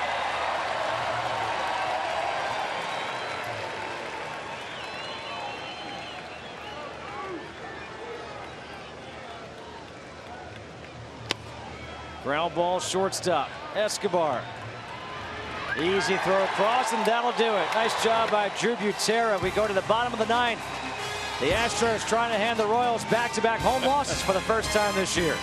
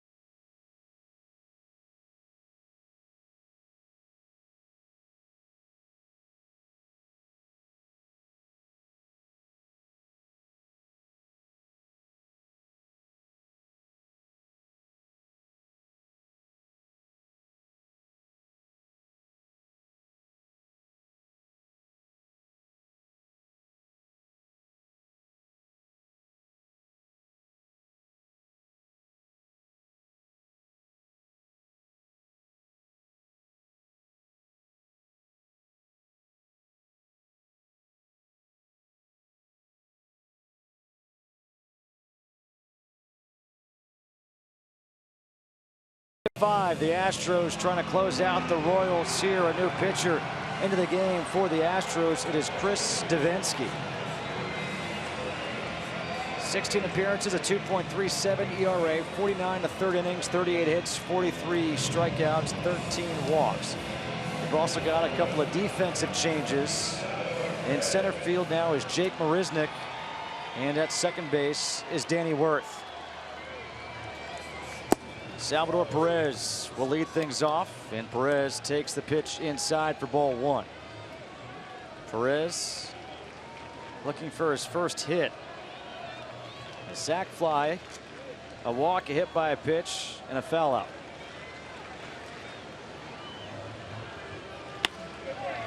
In the air left, coming in is Rasmus, and there's one away.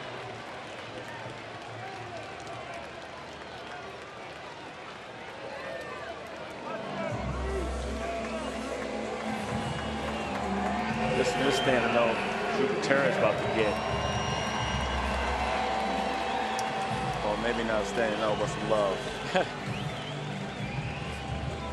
They tired.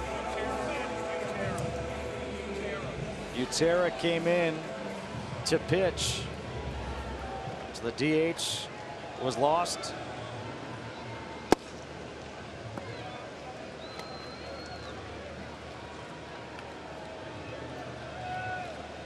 The backup catcher, 292, 2 home runs, 8 RBIs. And he gets into one to left field. Top spin on it, one hops the wall. Don't run too hard, you're pitching.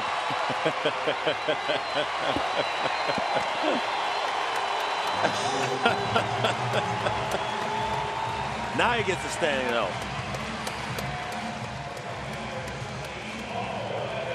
I mean, if they make a comeback, we might need you back out there. Oh yeah. He had some good stuff. Jammed the guy, struck out. Getting fans from. Oh, that's just doing like the Bryce Harper hair. Yeah.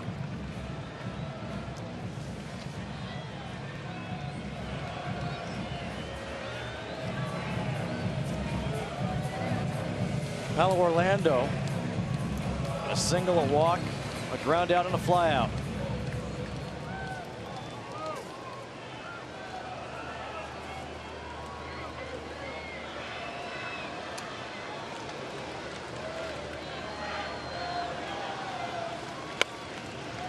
Pops one up, headed towards the seats. That'll reach the seats.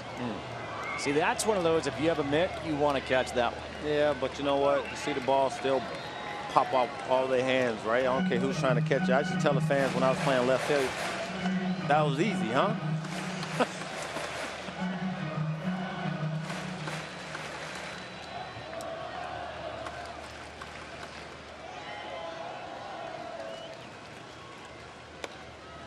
How often would you talk with the fans when you were playing the outfield? It depended on the city. Favorite city to communicate with the fans, interact with them? Philadelphia. Really? Yeah, really? They were interested. Was that because you didn't want batteries thrown at you? Yeah, I was nice. And of course I say that because our statistician Mike Notaro is from Philadelphia, so you know. Man, look, you know, it was a couple heated battles, but the best part was when you did something at the plate to get them to be quiet. That was the best. If you was 0 for 4 with a couple punchies, oh. Breaking ball back up the middle, base hit. Butera going to be waved around. Marisnick comes up throwing, and the play at the plate, and Butera is out.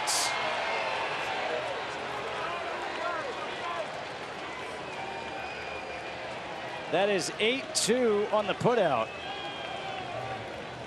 And that's out number 2. A single for Orlando. A great throw by Jake Marisnick. Comes in the game late. Couple hops. Knows who's running. Gets an out for his boys.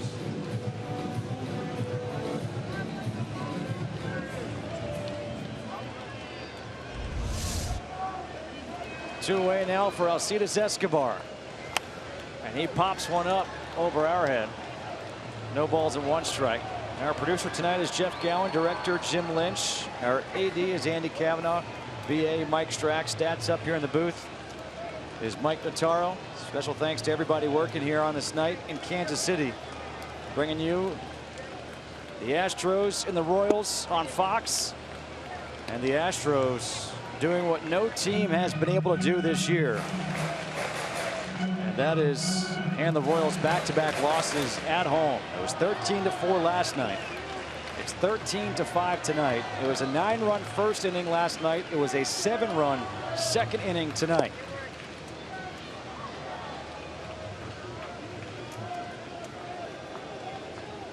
It'll be the 7th straight win for the Astros to move a season high 3 games above 500. The Royals will fall to 3 games above 500 at 38-35. While the Astros will move to 39-36. Fouled away. Stays 1-2 to Escobar.